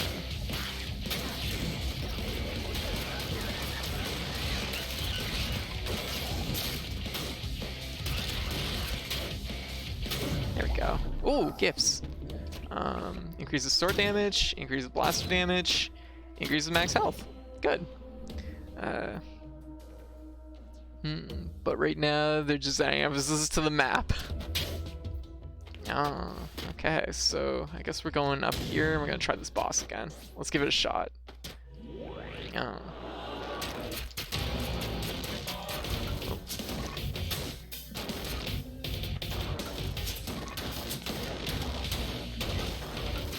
Oh shit, wow.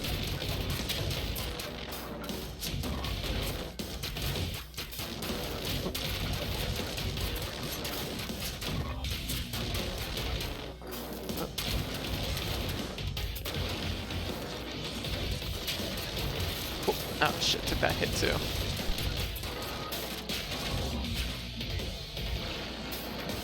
Oh, dang. Kind of curved a little bit. Oh, yeah.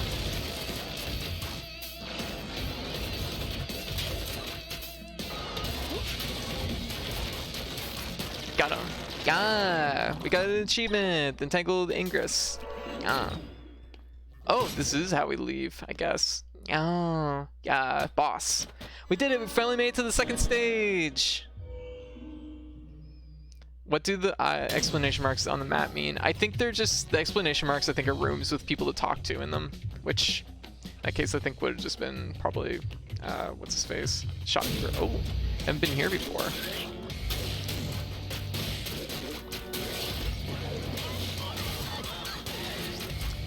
Oh, they make terrible noises. Oh. I hate that. What a horrible noise. I'm glad to see the viruses in Dr. Mario get some work.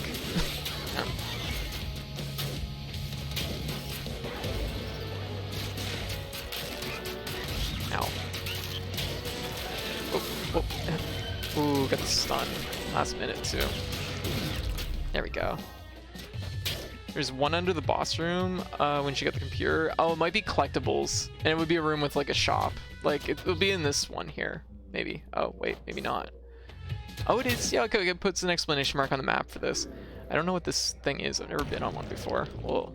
Altar of Blood. Choose one blood blessing. What? Oh, shit. I should have been doing this. Increase your invulnerability time between 2 hits. Oh, you have some invulnerability time on that. Interesting. Double bleed. Doubles your current blood stock, or it gives 500 droplets if your current is below 250. Gives back all HP, all ammunition, and recharges Fury if unlocked. Yeah.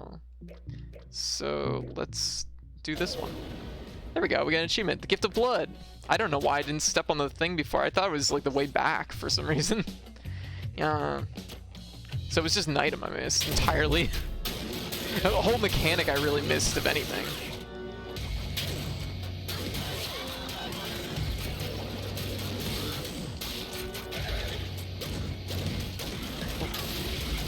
Oh, whoa.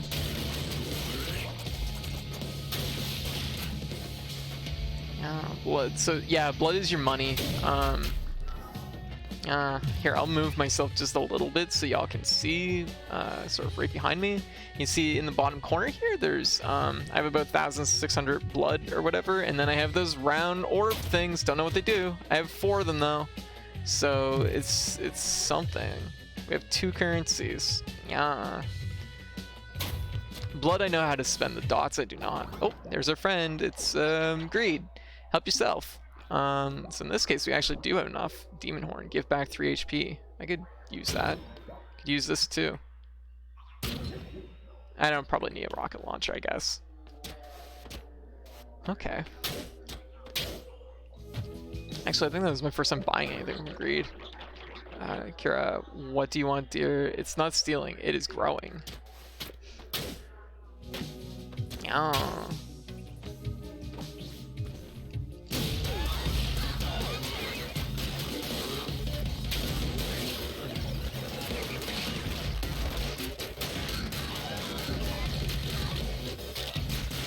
Oh, shit. Uh-oh.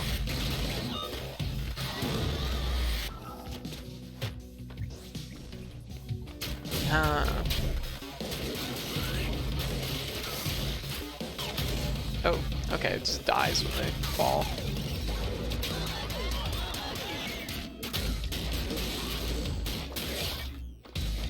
Movement looks so satisfying in this game. It is really nice. Yeah, like it just has like, it feels just really good. If you've ever played Samurai Gun, it's very similar to that. Prevents losing 1 HP upon getting hit. Okay, so we just found a shield.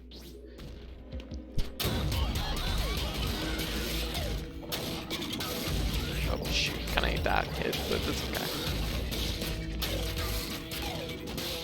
Oh dang, ate that hit too. Okay, glad that didn't hit me.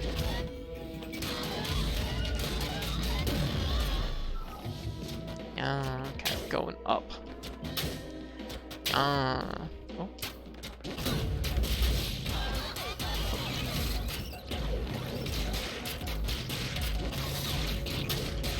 Oh, we got another achievement, bullseye. Oh, shit. Oh, shit. Oh, these... Oh, hanging bullets. Oh, nasty.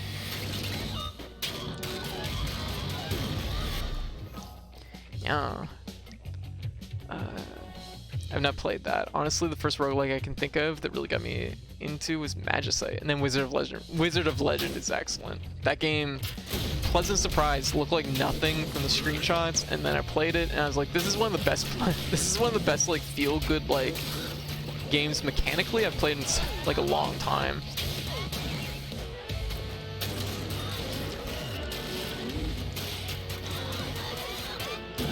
Ooh.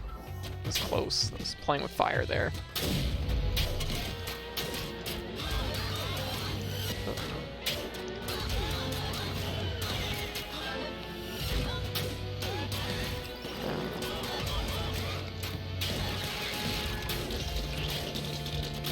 I don't like how I don't like the hang time on those bullets. Hey Fiora, how you doing? Oh, your outfits always kill me. Oh, thank you. I love Wizard of Legend, but being able to always start with my 5th kit after a minute made stale unintentionally. Yeah, I would kind of agree with that. Like, it didn't incentivize you to like kind of wing other kits as much as it probably should have. But that said, like, for what it was, like, it wasn't a bad game for like being able to sit down and just like, you know, I probably played it for maybe a week or 2 and finished it 100%, and I was like, hey, this was, what? Oh, we took a hit there. What? Yeah, I put hours into it for sure. Yeah, like, I had a full run of it, you know, but I do agree with you. Like, I didn't feel like I was like winging it as much, or you know, having to, you know, learn the. Oh my god, we put bells on the tree. Look, there's bells on the tree. Adorable. It's like little wind chimes. Cough. That's Nexus computer, an ancient machine. I once owned one. I must seek the knowledge well. Hand me the computer so I can install it here. We'll be able to gather more information about this place. Cough. Please come back. I'll have the computer prepared. Yeah. Okay. Are you cold? Yeah. That must be, yes, the quiet place. Too composed to live. Wow. Okay.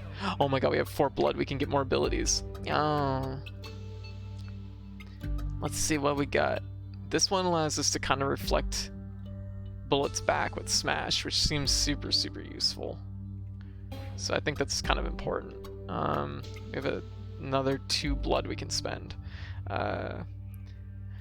Accumulated blood converts into judge blood when going back to the tree from being knocked out. 1 for okay, so every 1,300 blood we have when we die, we get 1 blood, which I guess is like pretty reasonable. I guess I don't know. I've only had that much money once, so builds a combo meter based on your speed and attack variety. The bigger the meter, the more the droplets. Oh well, shit, that sounds awesome. We're taking that. Aw, thank you. Okay, we're going back in. Judge blood is the upgrade currency. Yes, yes, yes. Alright, let's give this a shot. Oh yeah, now we have a combo meter and shit. This is awesome. Yeah.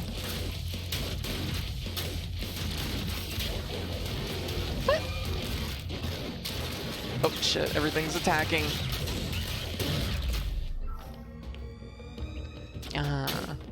Oh, the head pads is so cute.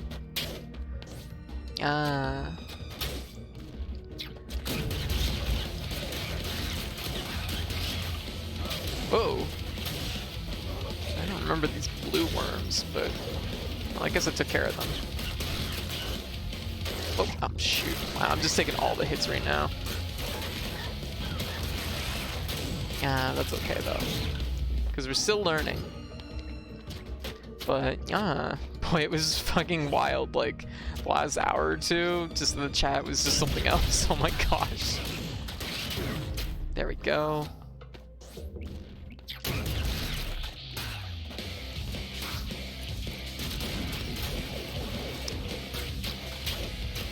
Oh.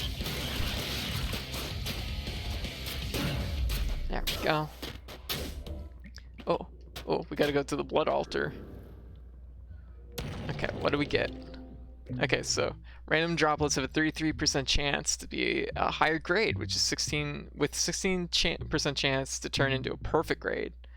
Oh, so the blood comes in different grades. I see. Add 1 random mod to your current weapon, or replace 1 if the weapon is maxed out. Bear Spirit, 5% more damage per missing HP. Oh, the power of a bear. Oh. And I very much have lots of missing HP usually, so that seems potentially very good. Oh, mid-boss.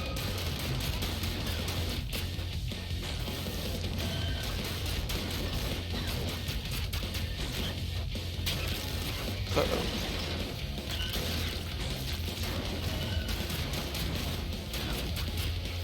Alright. Oh, don't want to get spiked. Alright. Got it. Oh, maybe that's a different grade of blood, the other one. I guess the other currency. Reveal the full map. And fully reload. Okay. Yes, I keep forgetting this game has a gun. And I keep forgetting to use it. Oh, double increases blast damage by 10%. That's useful. That makes the gun. That's just gonna incentivize me to remember it instead of completely forgetting about it and not ever using it.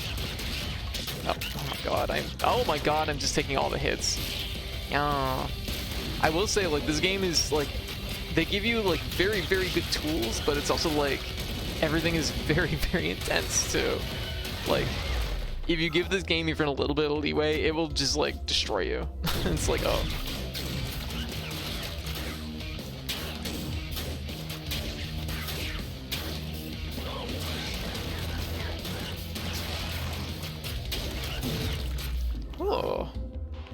pan. Increase damage to stun enemies. Oh, I've been thinking it was a magnifying glass for some reason.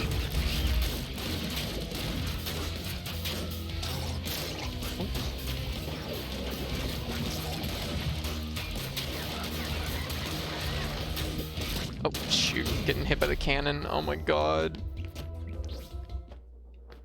Oh, what is this? This is new.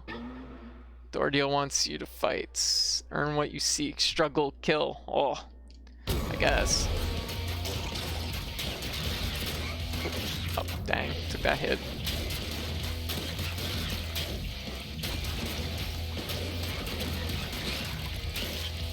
Whoa, whoa, the bat. Oh my god. I'm just taking so much damage. Yeah.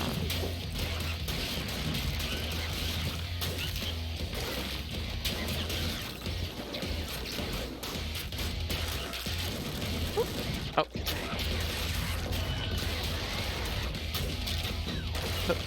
Oh, gosh. Yeah. Damn. No dice. That was a rough one. That's so funny. Whack him with a pan, do more damage. Yeah. We got 1 blood out of it. That was honestly very generous of them because that was not worth 1 blood. You're back. See, the computer is working. Ready to read logs? Go ahead. Give it a try. Oh, computer. Oh. Oh, so different monsters? That's cute. Nice. Oh, you can see like kind of the evolution of each monster type. That's... Oh, that's super adorable. Look at them. Do we have other ones here? The Xenos. Cute. Expedition log. So we already got the first expedition log. Okay, cute. Okay, I'm gonna do 1 more run. I know I've said that like 4 times now, but it's like, it's really good. 1 more run and then we will switch over to our other game planned tonight.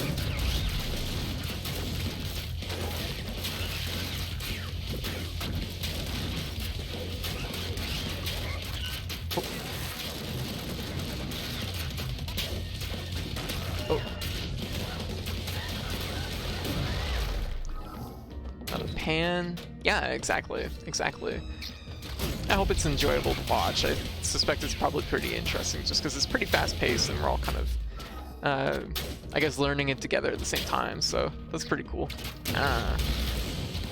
Oh, another computer.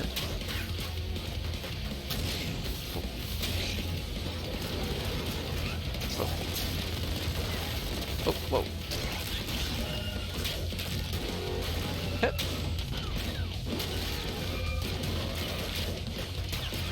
There. Computer. Oh. Expedition log. Testimony of the past.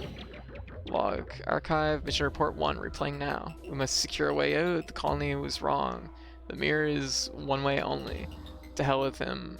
He can't even read our reports. End of log. Seems rude. This seems rude. I don't know how I get the word. What? How? I said. I flipped my D in rude upside down. How do you even do that? Yeah, seems rude. There we go. Oh.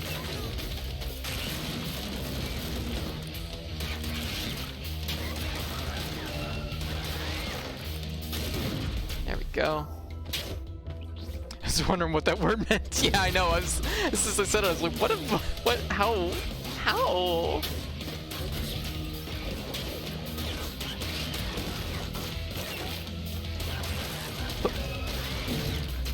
There we go. Doing better in this run, fortunately, so that's good.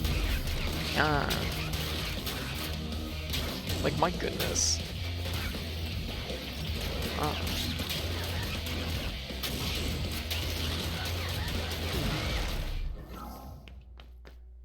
Okay.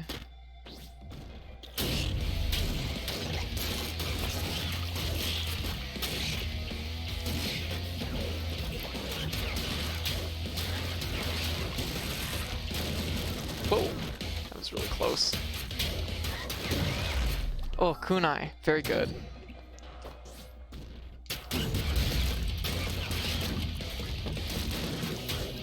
Like, it's kind of funny because it really does capture the feel of Monolith. Whoa. it really captures the feel of Monolith, even though it's like structurally such a different game from Monolith. But gosh, it really, really makes me want to play more Monolith too. Although this game is crazy good too, so I just want to play both. I could play 2 good games. Ah, exciting.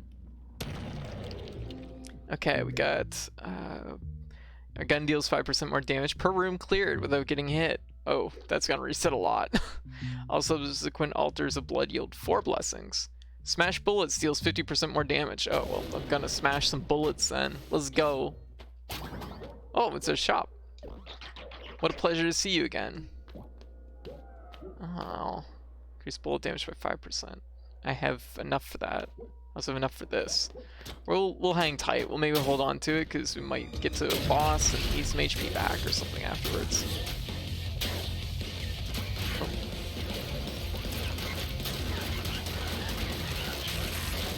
Let's not get hit by any of that. But, oh, the reflect. That was so perfect. Yeah. There's the boss room. And this is, I think, our eyeball room. Oh, you're new.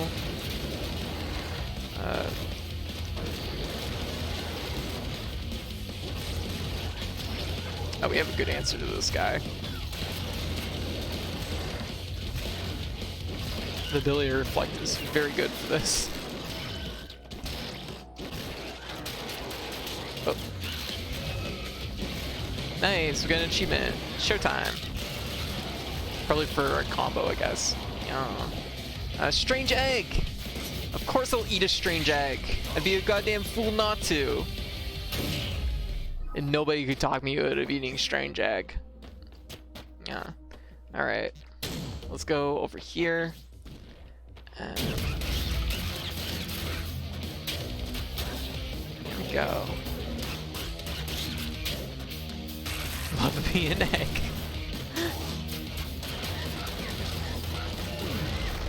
Oh. And really, ain't a strange egg just an egg we aren't familiar with? And how do you become familiar with an egg? By consume. Yeah. Oh. Another kunai and another shield. Hey, we're doing good. So I guess it was the mid-boss. Oddly enough, we've only been fighting the same mid-boss over and over, so I thought there was only one for this area. Oh, okay. Boss time.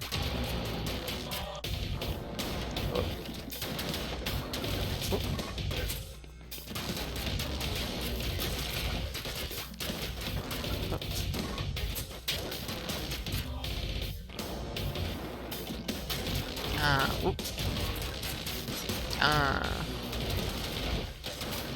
Oh.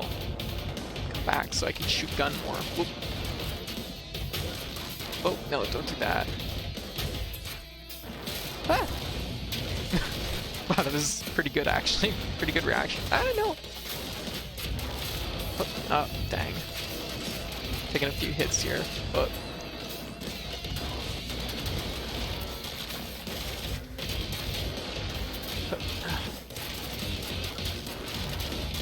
Oh, dang.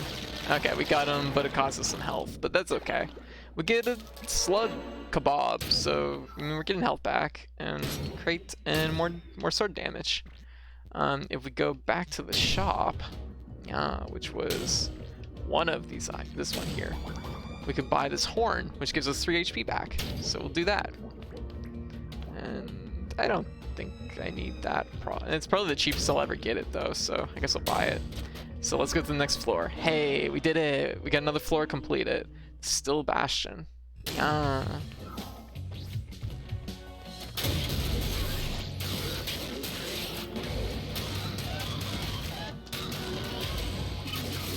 Oh. Ow, shit. There. Like the flow in this game just feels really good. When you get it like going just right, it's just great.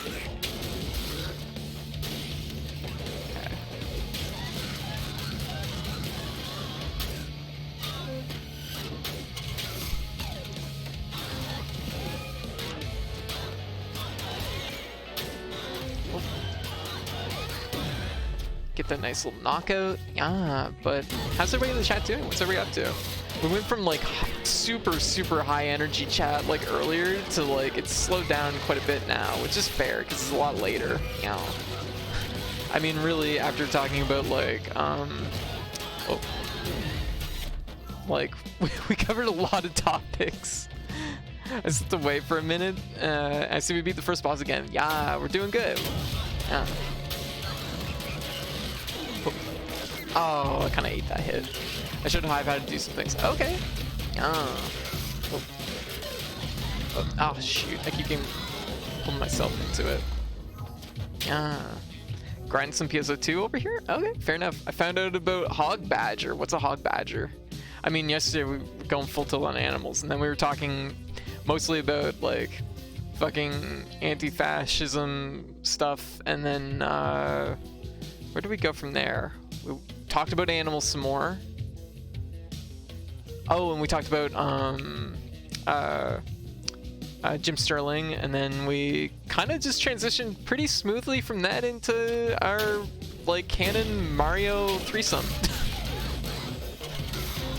Because let's be real, like, that's what it is. That's what it is. That's Super Mario Brothers. Yeah. Like, Mario, Peach, and Bowser, they're together. It's canon. Yeah. Let me see what this is. I gotta see what this animal is. Oh, look at the baby. Oh, we got a pig snout. He's a badger, but he's... Huh. I think he's just a badger, but he has a pig snout. Is he like... Yeah, they're together, and they... Exactly, Fiora. That's exactly, like, what I was talking about. Like, every single... Like, here's the thing. Like, it's very clear that's what they're into, because, like, you see them, like... go-karting and golfing and playing tennis together. You know that they like have a good time together outside of, you know, that, and then they have their scenario that they like ride out, right? And it just makes sense. I mean, like, we know Bowser's a good guy, he's a wonderful dad, and you know, it all just makes sense. And literally, like, I forget who mentioned it, I think it was Nova, that like literally Bowser's army is just like composed of people that just admire him, like, seriously. Like, just wonderful, wonderful. Oh, whoa, let's not get hit by that. Oh.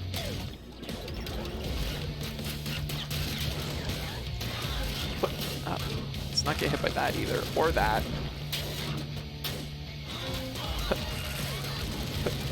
Yeah. I love how in some lore, Kamek is the father to Bowser.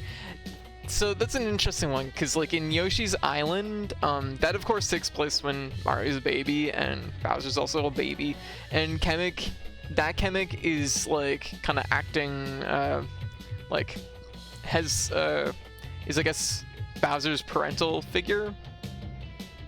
Yeah, so it's something that like Kamek is there, but there's also like other Kameks, so but that particular Kamek, yes, it's like Bowser's father. And the thing is, this is so sweet too, because it's really clear that it's like Bowser grew up with like, you know, well, he wants to be the best dad he can be, right?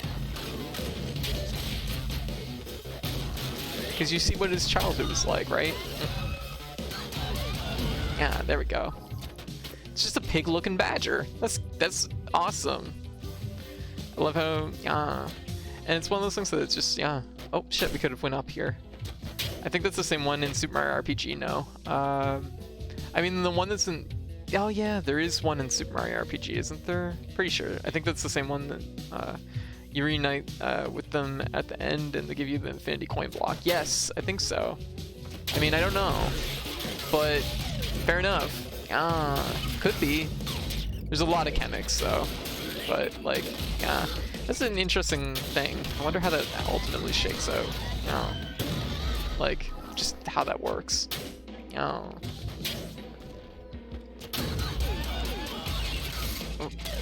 God, Super Mario RPG, I haven't played it in years. I love it though. Definitely one of my favorite games growing up. Yeah. Oh. Get that nice knockout. Nice. And we got Bullet. And Oh, shop. Take it or leave it, I don't have all day. Oh my god, don't rush me. Like, your shop is literally costs life to buy from, so it's like, don't rush me.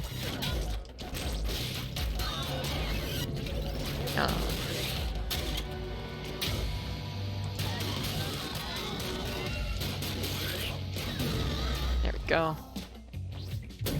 Oh, good boss. Okay. Gotta get those stuns. That's important. Whoa, that doesn't have a stun. Whoa. Whoa. Oh, shoot. Dang. Well, that was pretty good. I feel pretty good about that one.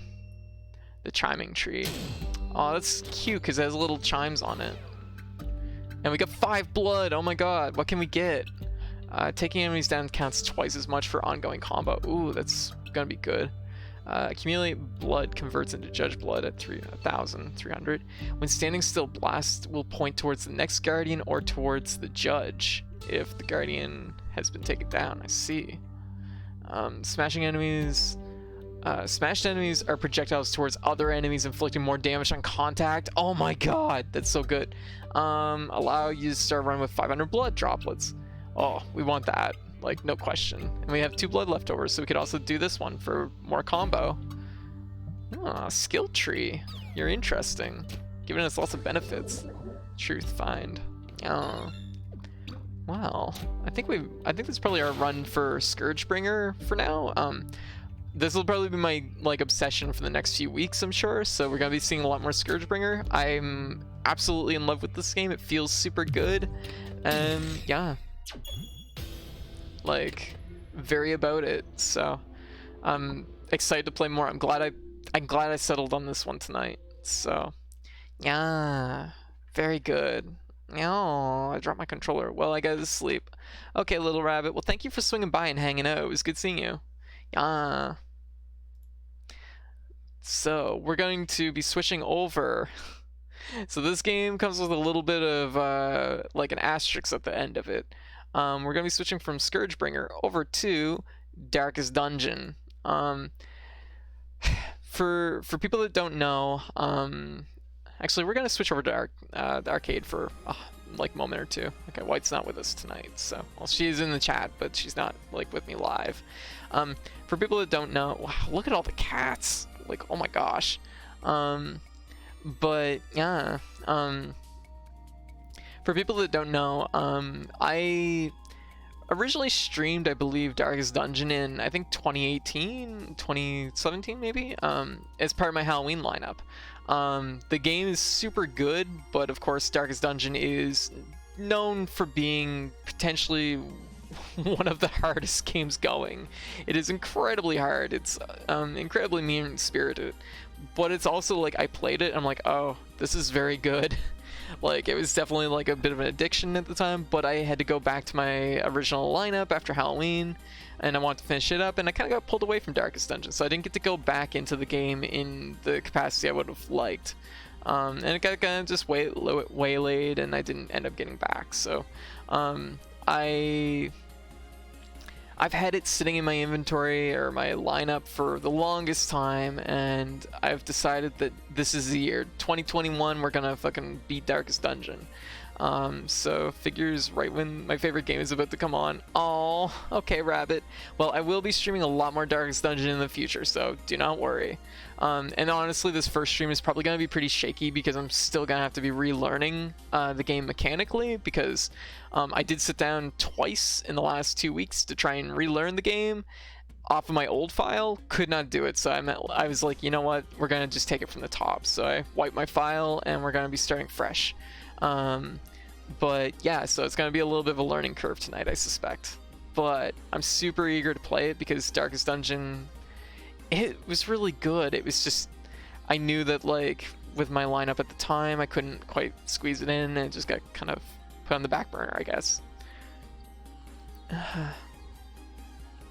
But anyways, yeah, ScourgeBringer was super good, and things are going really, like, things tonight are like seriously really busy. Like, it's awesome seeing everybody, and like, thank you everybody for like, you know, swinging by and hanging out. So that's like awesome. Super appreciate it. Like, I'm doing my best. I'm doing my best to keep the stream going and keep like, I mean, we've been doing, I mean, actually, I was about to say I took yesterday off. I did not take yesterday off. Me and White streamed Donkey Kong Country. I was gonna take the day off because it was White's birthday, but White was super pumped to stream Donkey Kong Country, so we did that, and it went really good. Which might I add once again, White? Like, I have to just like say, I just have to say this again, White. Well, there we go. My hands are fucked up. Once again, I have to say, White, you're actually like legitimately incredible at Donkey Kong Country. Like, I was super impressed. You remembered so much more of that game than I did, and like I knew the game would only be like I knew the game would probably only be a stream. I wasn't expecting you just like to carry the fucking stream the whole way. You were amazing. You did an amazing job on it. Like, I knew we'd be doing pretty good, but like I literally got motion sick halfway through the stream of it, which blows my mind because I've never gotten motion sick playing a 2D game before. Actually, that's not true. That's not true. I have gotten motion sick playing a 2D game before. I forget what game it was though.